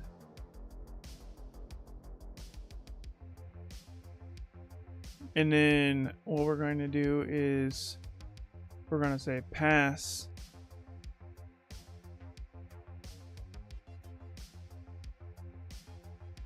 open bracket $NE close bracket, and we're going to send this to repeater. And if we hit send on this, we should log in successfully. It gives me a redirection. Can I follow the redirect? Follow redirection. Here we go. So we followed the redirection. And as you can see, we have Pedro as the user. So we know Pedro is a valid user. So we can go back here. And all we have to do now is admin So we're just going to modify this request. We're just going to add that other user. So we're going to do and user $NIN, and then we're going to open, close bracket, and then we're going to say equals Pedro, and we're going to send this, and then we're going to follow the redirection, and we have John. So far that's 3 users. So all we'd have to do, we can just copy this, paste this, change the second instance of Pedro to John, and then hit send, follow the redirection, and we logged in as the secret user. Okay, so that's another user. So all we have to do now is just paste it again, put the secret user here, send this, follow redirection, and we get nothing. So that tells me that there are 1, 2, 3, 4 users. So we got the admin user, we got Pedro, we have John, and we have secret. So I would say 4 users in total. Boom. And then the user that starts with P, we already know, Pedro. Nice.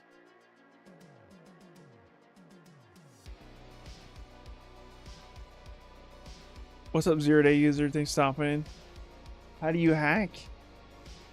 It is it's not that simple. It's a lot of work. It's a lot of exercises, a lot of training, a lot of reading, a lot of trial and error. As you can see, like I just did a bunch of trial and error just now, and a lot of repetition.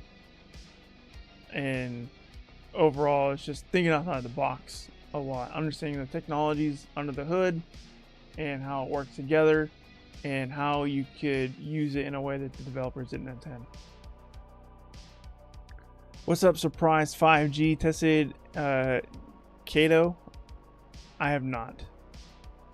I have not used it. I've never. Not only have I not used it, like I haven't even installed it. I've watched some videos of it, but I haven't used it myself yet.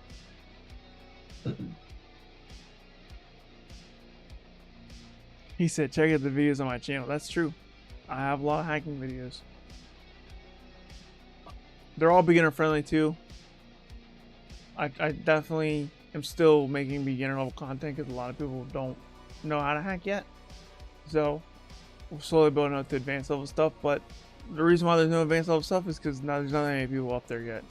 And I'm still learning the advanced stuff as well, right? Because I would say I'm definitely not an expert hacker yet. Yet is a keyword. It's gonna take me a few more years to get there.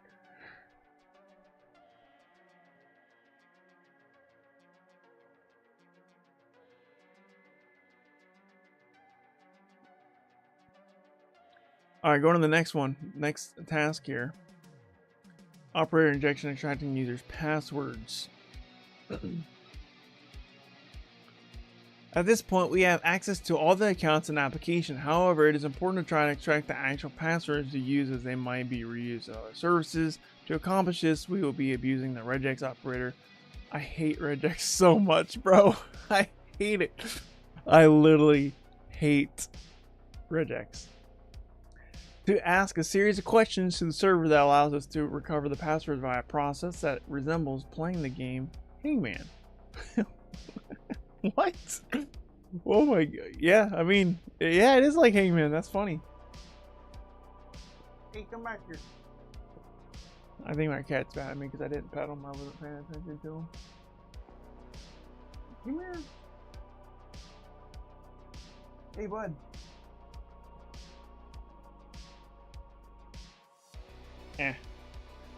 He doesn't want to. I was gonna show him off, but he like jumped up on my chair halfway and then like ran away in anger because I didn't pet him in time. I was gonna finish reading what I was reading and then pet him. He just ran off. He's a needy. They're needy cats. I have two of them. They're twin brothers.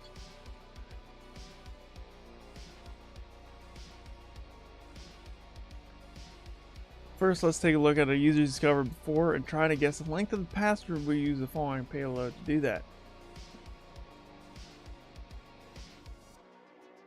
Sweet, yeah, I think I gotta get back to basics. Got a package earlier, then my password didn't work anymore. Today I had to use BTRFS Snapper to get back on the system. Scary moments.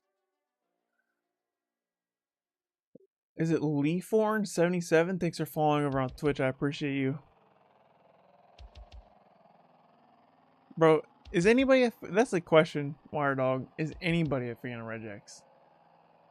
Because if you find a fan of Regex, I'm just gonna assume they're a psychopath. I don't know, man. Like, it's important to know, but dude, I can't do it without like looking up documentation or using ChatGPT. You like Regex?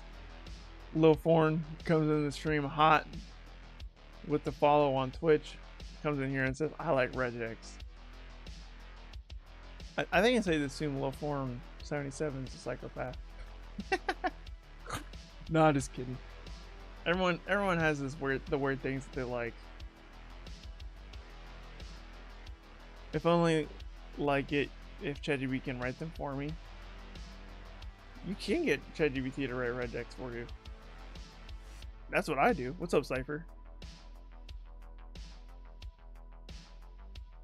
I'm that guy. He's the guy that likes regex. What's something that I like that not many people like? I'm trying to think here. There's got to be something that I think is fun that people don't like. I wonder what it is. You know what I think it is? This is gonna sound really weird. I like exams, guys. Like you see all my certs behind me. I love certification exams. I love the challenges. Love them. A lot of people get test anxiety, or they don't like tests, or they don't like exams. I love them, dude. I'm hyper focused on them. I pay attention to exams more than the training, more than sometimes my actual job, right? Because I think it's such a fun challenge. So for me, I think that might be the thing that I like that a lot of people don't like. It's just exams, whether that's a multiple choice exam or a hands-on exam like, you know, OSCP or like OSWA, OSWP, and PWPA, EJPT, all those hands-on certs that I've done. I loved every one of those exams.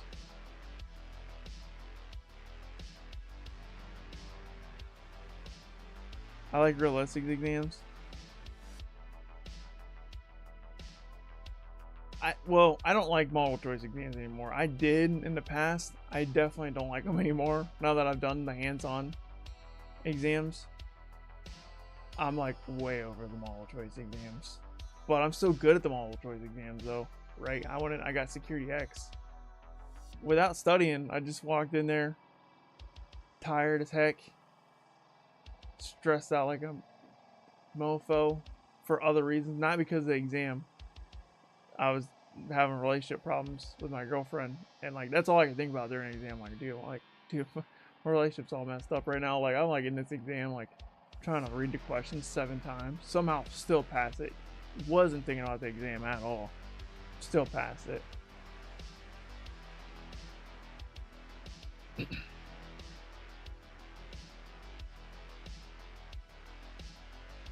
That's not because it's easy. That's just because I studied like a lot on other exams, and I put in the work prior to that.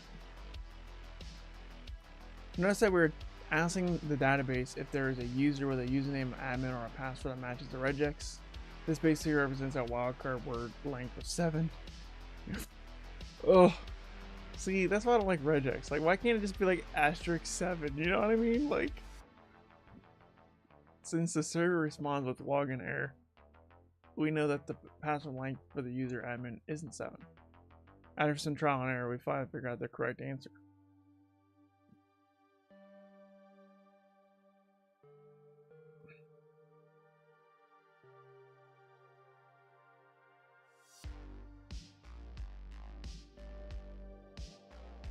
Oh, you got the job? Nice. Was that last stream we talked about your job interview? We did talk about job interviews a lot. I almost forgot about that. So congratulations. It was for a cybersecurity analyst job, right? Was that last stream or was that 2 streams ago? I don't know, but congratulations. I do remember talking about it. Thanks for reminding me. I was pulling books off the bookshelf and stuff. I was on a rant for a while there. So I'm glad I helped you out.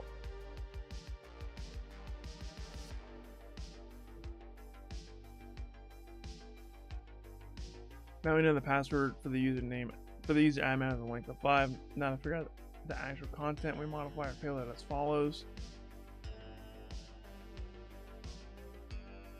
We're now working with regex of length 5, matching the discovered password length, and asking if the admin password matches the regex of this, which means if it starts with a lowercase c followed by 4 characters. Since the server responded with an invalid login, we know that the first letter of the password can't be C. We continue iterating over all available characters until we get a successful response from the server. This is gross, but definitely doable. This confirms that the first letter of the admin password is an A. The same process can be repeated from the other letters until the full password is received. This can be repeated for other users as well. What is John's password? One of the users seems to be reusing his passwords for many services. Find which one and connect through SSH to retrieve the final flag. Nice. I gotta figure out everybody's password, bro. Oh my gosh.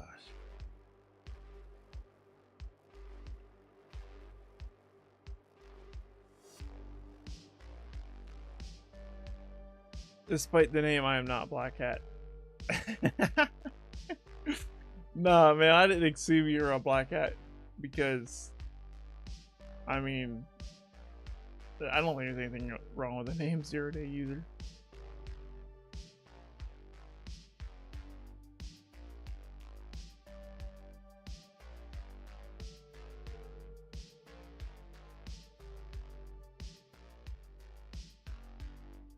What's up? Have fun. Thanks for stopping in. Sir, how do I increase curiosity? How to increase curiosity? That's a really good question, by the way. And that's something I personally struggle with. I feel like I'm lacking in the curiosity department, personally. As a hacker, they say it's a necessary skill. And I have it to a degree. But to a degree, like, I feel like I box myself in. Like, if I don't know... This is why I train a lot, because I have a hard time thinking outside the box. So I have to continuously train and look at how other people are thinking outside the box and then apply that to my methodology. And so, but how to increase your curiosity? Man, that's a good question. I don't know if you can't. Just ask yourself, like, how is this working? You know? Or like asking yourself, like, what can't it be? Like, if you're trying to break into a system or something, you know? Yeah, I mean, I don't know if there's much you can do, because that's one question I struggle with. Like how can I increase my curiosity? Because it's, like I said, there's sometimes where I wish my curiosity was higher. People are like, yeah, I just like to break things and tinker with them for fun. And I'm like, bro, sometimes I don't find that very fun. You know what I mean?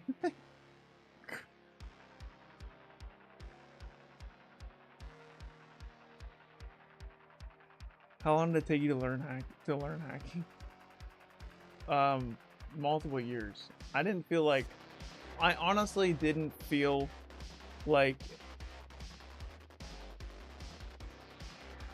I was a good hacker until I got OSCP. At that point, I would say I was a couple years into the game. I was doing TryHackMe for multiple years. So it took me a few years, man.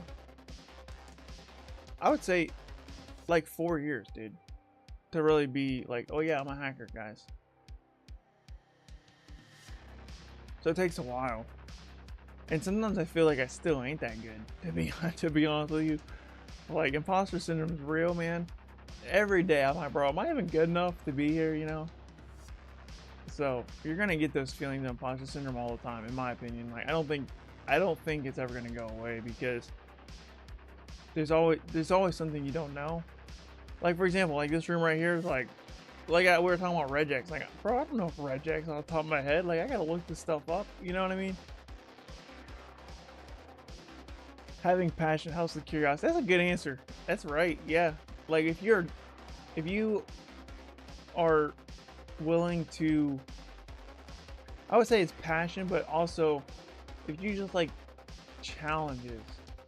If you like challenges, that helps too, right? Like if you refuse, like if you're competitive too, that helps a lot.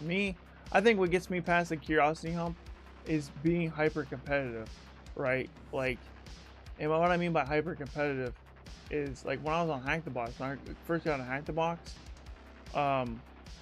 I joined the Hack the Box seasons, and that's like a competitive thing. Like they rank you, and I'm like, hey, this is your rank for the season. And I was like super hyper competitive because I wanted a high rank, and then I realized that my rank didn't matter that much. But I'm still hyper competitive because, like, for example, like when I was getting out of the military, I knew I had to apply for jobs, and I know there was hundreds of other people applying for the same jobs. And what kept me going was, oh, I got to keep training, I got to keep learning, because there's other people applying for the same jobs I wanted to apply for, and you're in competition with other people. So that's what really helped me, realizing that I was in a competition with other people, and just having the drive to just outshine other people. And that's, they say like, oh, you shouldn't compare yourself to others, and for the most part, you don't want to do that. Like, you don't want to do that in a bad way, but at the same time, like if you see someone like, they get this cert and that cert and this cert, and you ain't get nothing, you're like, okay, maybe I gotta keep up pace. You know what I mean? But if you're looking at someone and like, oh wow, like, you don't want to do it in a negative way, if that makes sense. Like, friendly competition is the way you want to look at it, right? You don't want to be envious or jealous of other people, right? When you start making those kinds of comparisons, that's bad. But if you look at people, like, for example, I'll see someone get the OSCE 3. That's like the offset. That's like the king of all the offset certs. It's a combination of all their 300 level exams. That's something that I want that I don't have, and I don't envy people who have it. I'm definitely not that skill set, if that makes sense. But I look at it and I'm like, oh my gosh, like this person got this certification, and that tells me that it's a possibility that I can get it too if I practice enough, if I train enough, if I have the discipline enough. And that's a good comparison to make. You're like, oh wow, this person's getting OSCE 3, that makes me want to go get OSCE 3 to level up. But if you looked at it like, oh my gosh, like I'll never be good enough to get that, that's unhealthy, if that makes sense.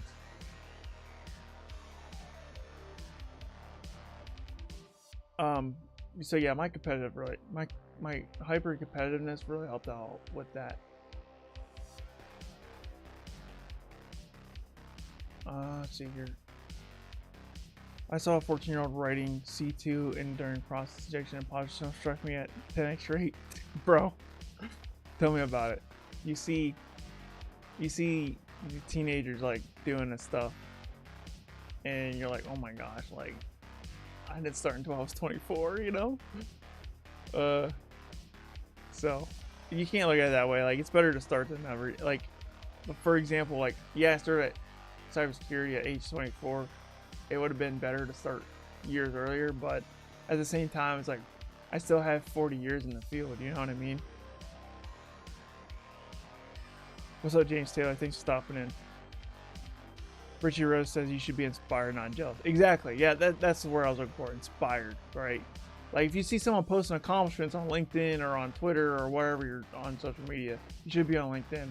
Like, you want to say congratulations, and you don't want to be envious or jealous, right? When I failed OSWA 3 times, I would see other people posting OSWA. Like, oh yeah, I passed OSWA. And my first reaction was like, it was, oh my gosh, it's possible to get this certification. All you have to do, Kyser, is lock in and buckle down. That's what I tell myself. And I would say, congratulations, exclamation point, send another comment, and then move on. Like, I didn't get jealous, like, oh my gosh, like, I'm not good enough to get this, but they're not good enough, but I'm not good enough to get this. You know what I mean? And yeah, like you said, inspiration. Who just followed? It was James Taylor. Thanks for following. Sorry, subscribing on YouTube. Appreciate that. Can you close the second tab because it's making me panic? Watching. He said, "Can you close the second tab because it's making me panic because it's keeps loading." Bro, you gotta get used to that because this is essential. Like when you're hacking, like this is gonna happen a lot. And the reason why it's still loading is because I got the request captured right now. It's frozen and it's keep loading because I'm working with it still. I'm working with the request. So the answer is no because I'm working on it. Otherwise I would, but it's essential that I don't close that out.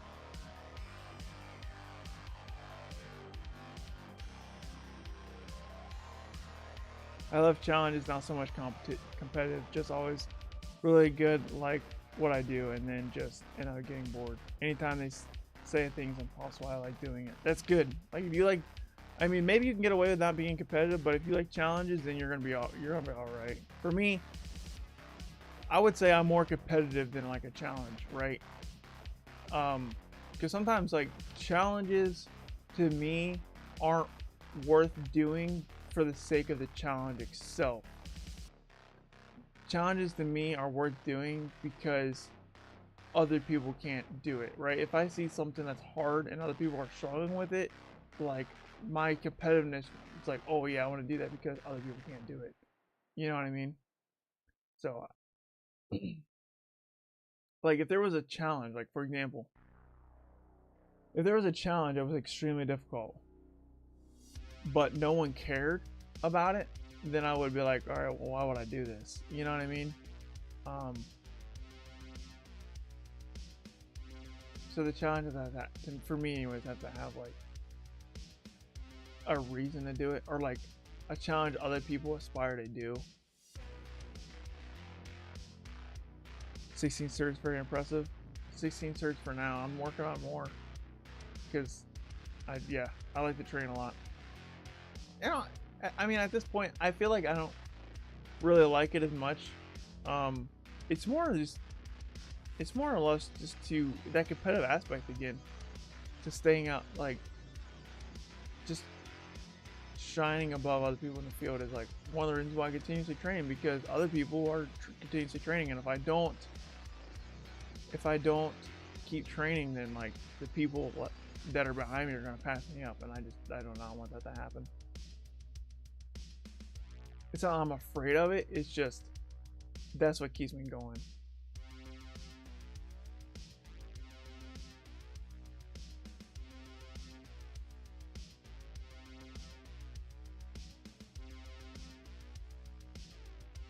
Alright, we gotta do this. I don't want to do this regex stuff, but we got to. I hate regex. We delayed it inevitable enough. Let's go ahead and do this.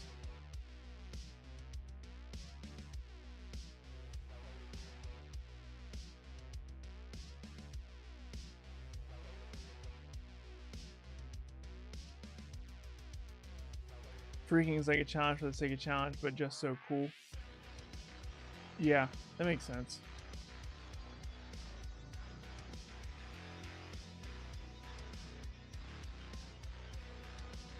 Yeah, I mean, if you like challenges for the sake of a challenge, like you have the right mentality. I wish I enjoyed challenges for the sake of the challenge, right? I think I would be further ahead in my hacking career if I enjoyed challenges for the sake of just a challenge. But I think what drives me the most is really that competitive aspect.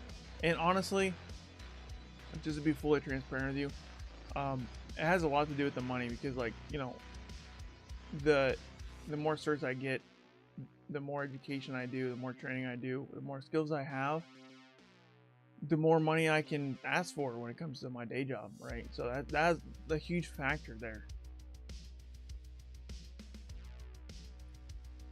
Now don't get me wrong, like I tell people don't get in just for the money, but leveling up to get a promotion, like for me, I want to be a senior pen tester, and if I want to do that, then I got to continuously train. And obviously with a title change bump to senior pen tester would bump the pay. So that's one of the reasons why I'm able to continuously train, and I don't want to get stale because I'm trying to grow in my career as far as the pay. Because one of the things I'm striving for is to be financially secure, and I am financially secure, but I'm gonna be more financially secure, if that makes sense, financially free, you know. And I'm just not there yet, and that's what gets me to work. Like, that's what gets me up every day.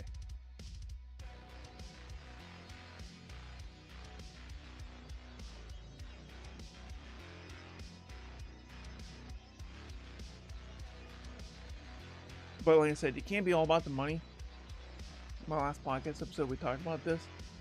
It's like, if it was all about money, then I'd probably be doing something else, right? It's like a balance of like, oh yeah, pretty fun job that pays pretty well. You know what I mean?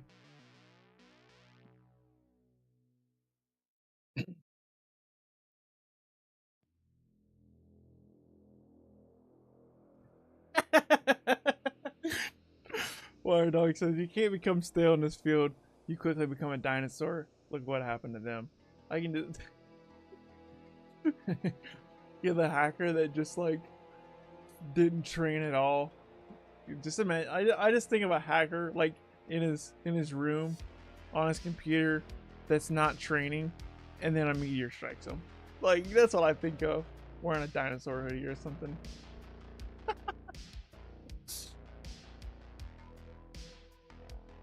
Can you start your own company and become your own senior pen tester? Grants to veterans are out there. That's a possibility. I talked about this a couple podcast episodes ago. You can go freelance. That's not something I'm gonna do anytime soon. Like, I want to be. There's a reason why I wanted a job, because I wanted the security of having the consistent paycheck and the benefits, and you just don't get that when you start your own company, especially in the age of AI. Facts. But it's a possibility if you want to go that route. 100%, you can go that route.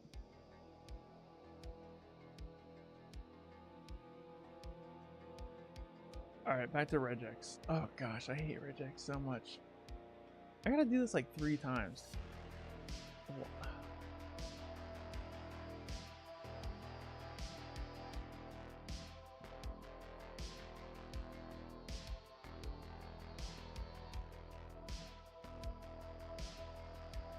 Is there a way to automate this?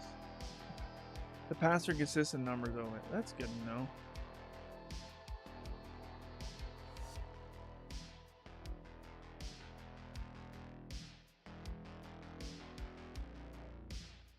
How you finding YouTube? I thought about starting my own channel. It's a grind, dude.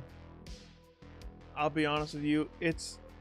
It's hard to be consistent. It's incredibly difficult for me to release a video every week. And matter of fact, I didn't drop a video on Saturday just because I just didn't feel like it, to be honest with you. First time on, I haven't dropped a video in a particular week. I'll give myself a little bit of slack because I still uploaded my podcast episode last week, and I'm gonna upload it this week.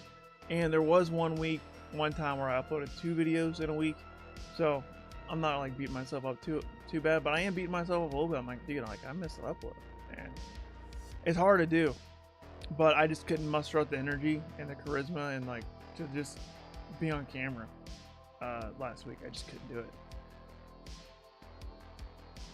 It's hard to do. It's easy to do. YouTube's easy to do, in my opinion, if you're going to be inconsistent and you're just making videos when you feel like it.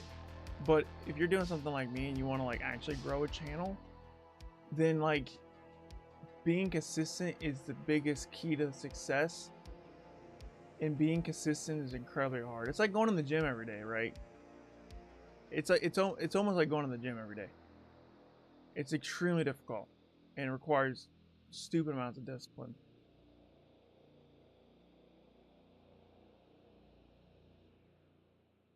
But it's highly rewarding though. It helps in all aspects. It helps with your networking because you make a name for yourself. People want to connect with you. So it's definitely helped with my networking a lot. Especially my podcast, like getting other experts in the field onto the show and building a connection with these people. It's really helped me out. And then furthermore, it helps with your imposter syndrome because like you're demonstrating your actual skills, and that can help you land jobs because once again you're demonstrating your skill sets, and you're just helping the community out. And when you help the community out, like the community is gonna find a way to get back to you.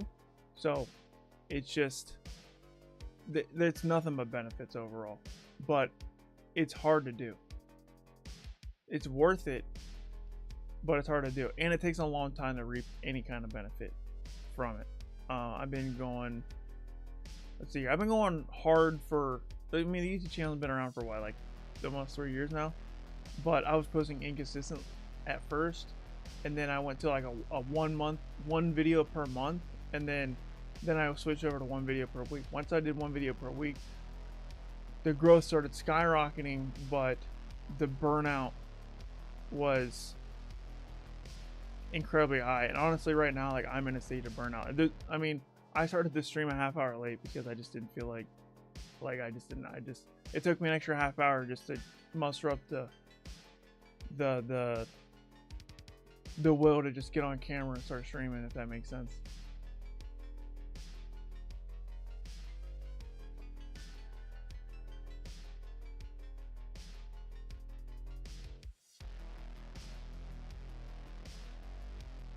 You definitely don't want to do it for the money because you trust me, you're not gonna make that much money off of your ad revenue.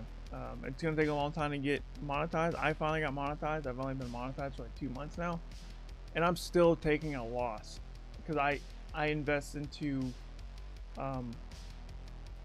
different software and tools that I need to have for the channel to run, and I still lose money every single month on the channel. I'm still losing money.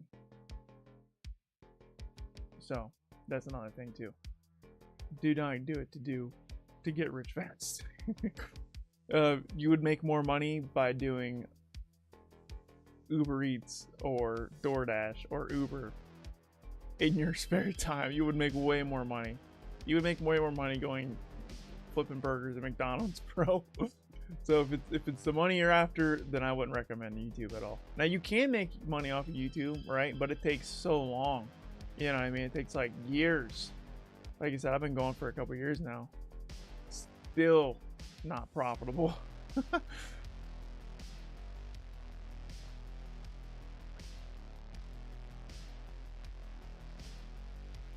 And then another thing that's nice about YouTube is like it's having like a database of like content. Like when you guys ask me questions, I was like, oh, I got a video for that. Boom, there you go. Like that's really fulfilling to me, like having the library of just videos to make or to send to people because they ask me a question. And that's one of the reasons I make the YouTube videos, because I still get questions in my DMs and people are like, hey, how do I do this? I'm like, that's a good video idea. That's how I get my video ideas, by the way. People ask me a question, I'm like, oh, I'll make a video on that. Alright, I'm delaying an level again. Sorry, you guys talking about YouTube. I can talk about YouTube all day. I'm passionate about YouTube, but dang, dude, it's very easy to get burned out. Just like cybersecurity, it's easy to get burned out on YouTube. And that's the reason why, like, you guys will see, like, I don't know if you guys saw, like, the epidemic of, like, YouTubers quitting YouTube. Like, there's a reason for that. It's not easy to do. Because you gotta think, like, you gotta plan the video, you have to structure the video, and then you have to record the video, then you have to edit the video, then you have to write a thumbnail, come up with a catchy title, and then you have to promote the video. And that's a lot of work, dude. You can't just throw random stuff out there because it won't grow if you just throw random stuff out there. Now these streams, however, like, I like streaming like this because I don't have to plan nothing. I just turn on a camera and go at it, you know. I can just mumble and you guys will, it's more of an authentic conversation. But for a video, people don't want that.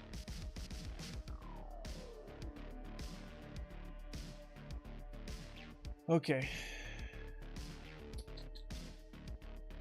dude, I gotta do this one at a time. There's gotta be a way to automate this, bro. They said the admin character is 5 characters. Let's do I don't know why I did that. Okay. Repeater. Let's. Oh, I know why I did that. So I can.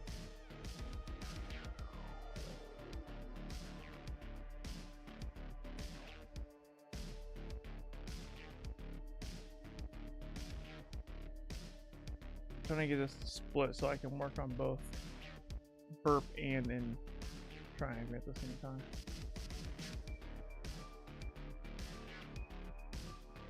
See if I can make this smaller.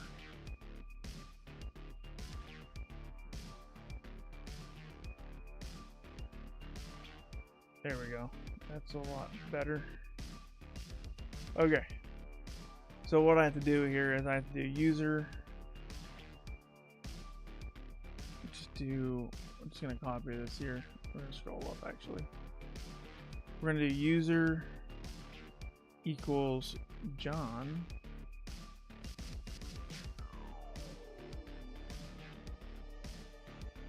And pass.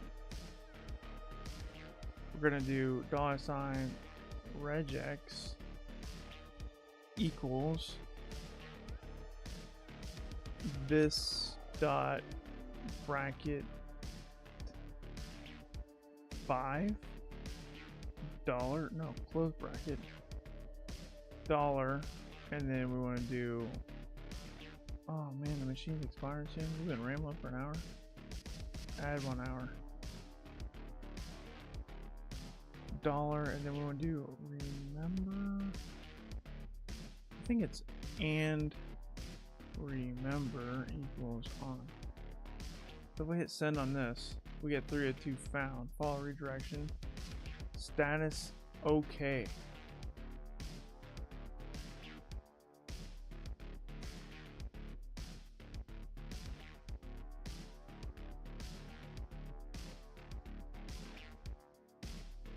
Oh, let's go back. So let's hit send on this. Say location. Let's try 7. Is it gonna give me an error here?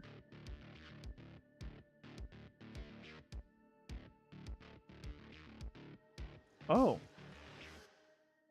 So I got location secret place.php. That makes sense. Let's do like a 6. Location. Let's do like 77.7. Got a different response there. It's 277. Different response there. So if I do a 8, I get secret place. If I do a 9, I don't get a secret place. So does that mean there's 8?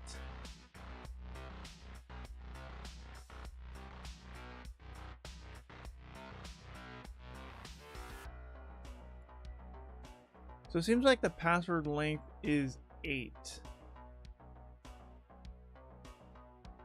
And the reason why I'm getting this is because if I put 8 here, you can see I got a location secret place.php. But the second I go anything above 8, it gives me an error for the location. So I think the length is 8 here. So now that we know that,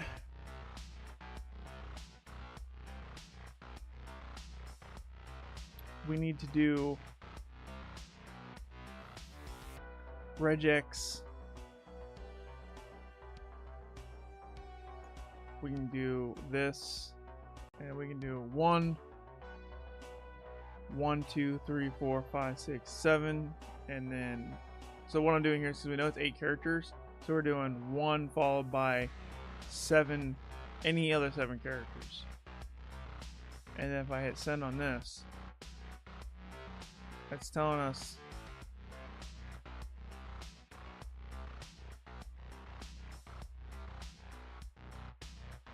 this confirms that the first letter of the admin password is an A when we see the secret. So if I do a different one, if I do like a 5, is this gonna give me an error? Yes. Okay. So you can see if I do a 5, I get the error here. But if I do a 1, I don't get an error. I get the location. Oh gosh, I can't read that. Let me give me a sec here.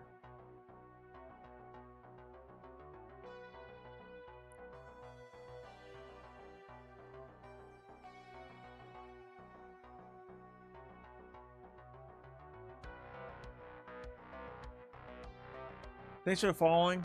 I just could not see on the dark background what username that was. So give me a second. I'm gonna look at the log here. I normally have my log already pulled up before I start streaming, but I just didn't have it. We have XYZ Op2 has followed on Twitch. I appreciate you. Probably said your name wrong, but I appreciate you. XYZ Op2. Yeah, that's good to me. Thanks for following. So anyways, back to what I was saying. So we know that the first character is a 1. So let's try the second character as a 1 as well. Send. Error. Let's try 2. Error. Try 3. Error. Try 4. Error. Try 5. Error. 6. Error. 7. Error. 8. Error. 9. We're getting errors for everything. What if I tried a dot followed by 1? There's gotta be a way to figure out what the second character is. Maybe I'm doing it wrong.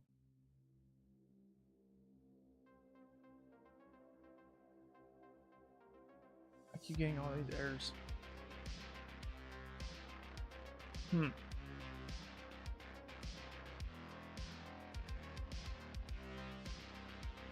So if I do anything, so we know the character length is 8, but so we know the first one's a 1.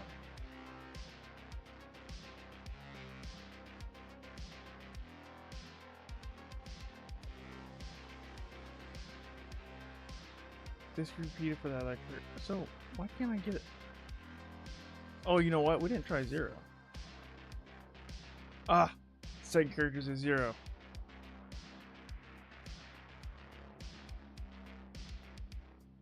Third character's not a 0. I was like, wonder why I can't get this. But I was doing it right. I just didn't try 0.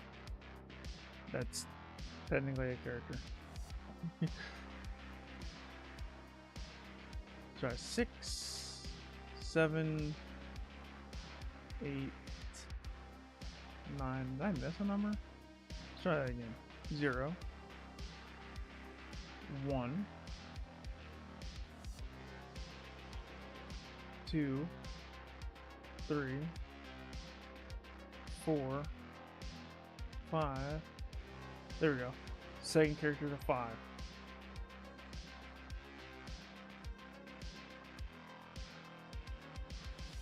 Zero. We're just gonna do this one at a time. It's probably a way to automate this, but this way I know that I'm doing it right. Oop. Okay, so that character is an 8. Next character will try 0, 1. I skipped 2 on accident. 4. So that character is a 4. And for those that aren't following along, the reason why I can tell it's a 4 in that place is because I'm getting secret place. If I change this 4 to like a 3, or anything else for that matter, I get an error. But the second I change it to a 4, I get the secret place .php for the location. So, and now that I know that up to this point, this is the password, I can move on to the next character. So I can delete this dot and just start from 0. Boom, error. Error. 2. Error. 3. 3 is correct.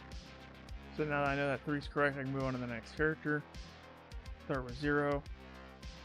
Error. 1. That's correct. So now I can move on to the final character. And I can do 0. Error.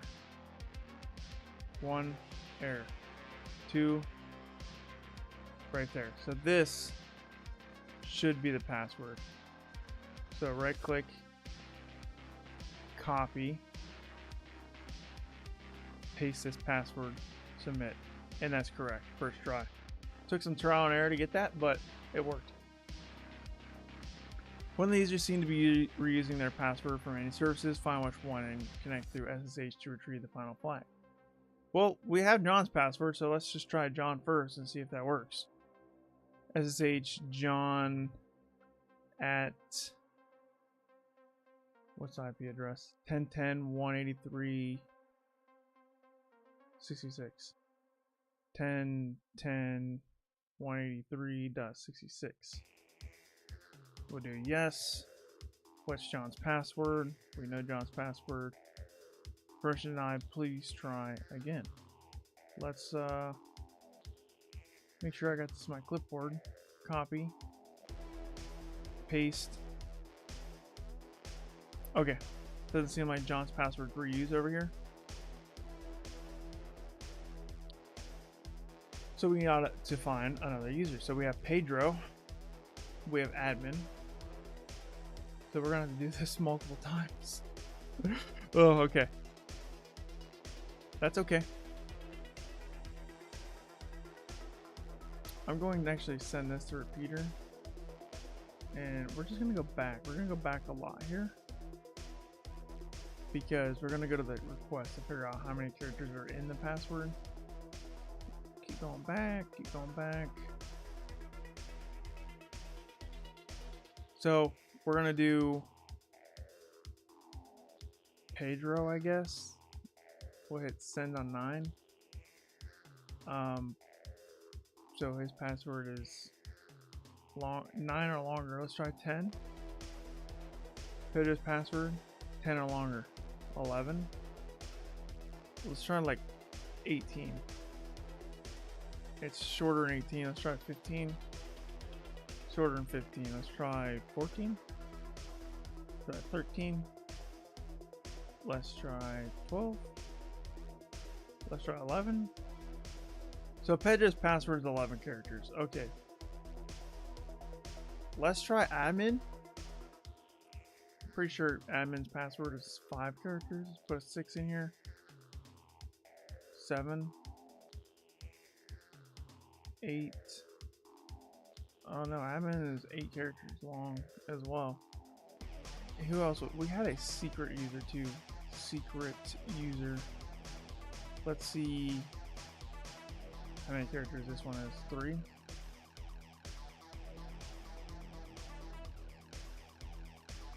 So secret user has a 1 character password. What? Well, we can figure that out real quick. So the secret user has a 1 character password. Alright, well that's easy enough. So all we gotta do is change this to secret. Actually, let's go ahead and send this repeater just because I want to keep this. So basically we just gotta do like a 1 send. Is their password literally just 1? No way. Dude, their password is literally just a 1. Change it to a 2. Error. Their password's just 1. The admin password's just 1?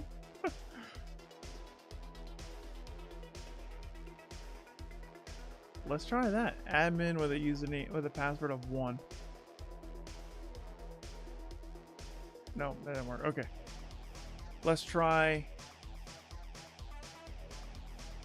Can you just brute force those? Yeah, actually you could.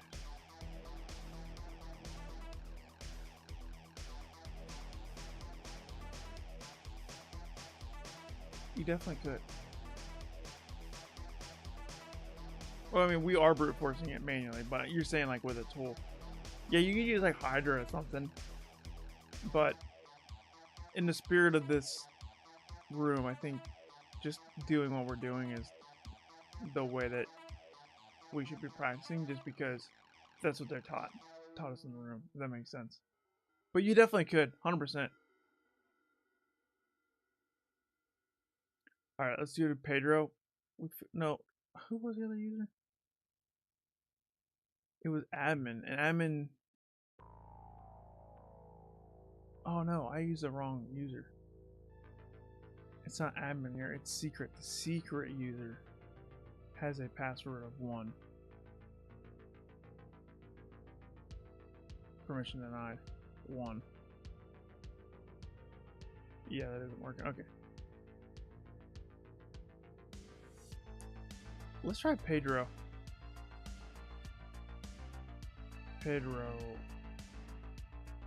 And I think we figured out that Pedro had a password length of like 11 or something. Pedro. Was it 11? Let's go to 12. Yeah. So Pedro's 11. So we can do like a 0, 1, 2, 3, 4, 5, 6, 7, 8, 9, 10. Hit send on this. We get an error. Hit 1, 2, 3, 4, 5. Actually, you're right. I don't feel like doing it anymore. Screw that. Let's just do FFUF. We know the password length is 11. So let's do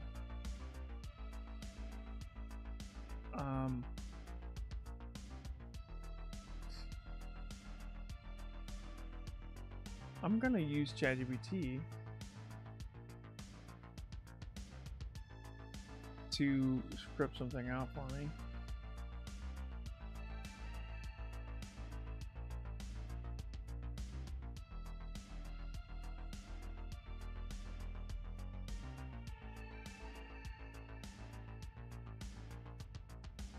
Alright, so here's what we're going to do.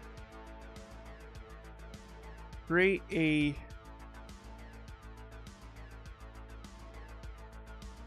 word list of all characters between 0 and 99. No, 0 and 9. With 11 characters. That's not, I'm not explaining that right. Create a Python script that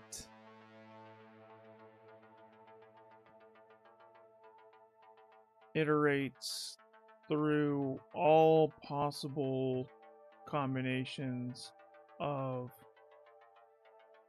numerical values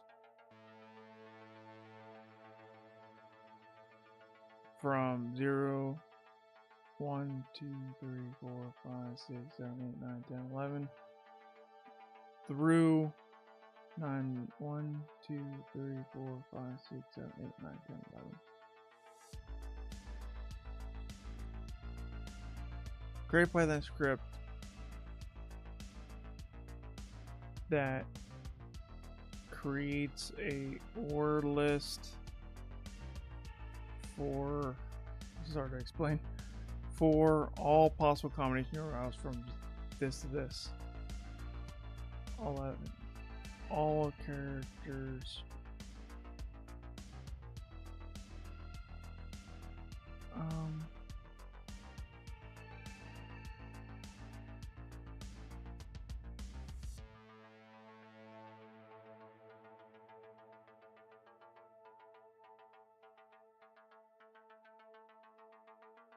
That should be enough. They should.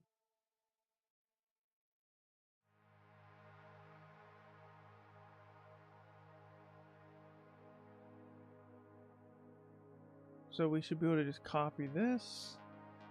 Let's go change directory to this. TryHackMe. We're just gonna do remove request.txt, and then we're gonna do Python. No, we're gonna do a nano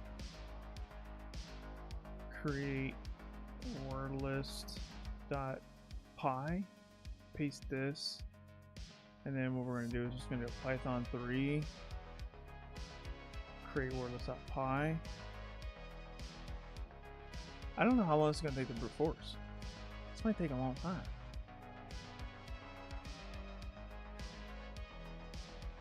It's taking a long time just to make it.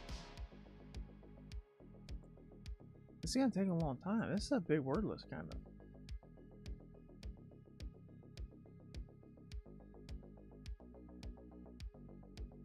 It's still creating it.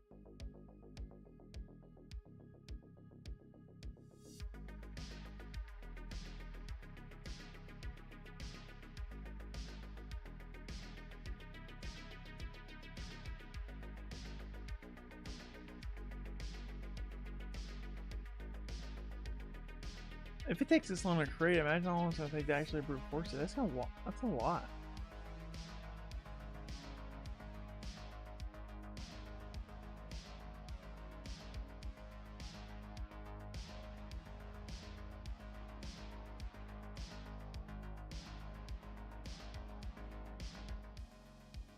It's like frozen.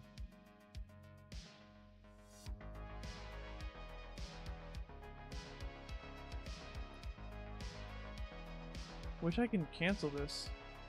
I broke it by trying to access it while it's still being written. So I'm just gonna do remove word list.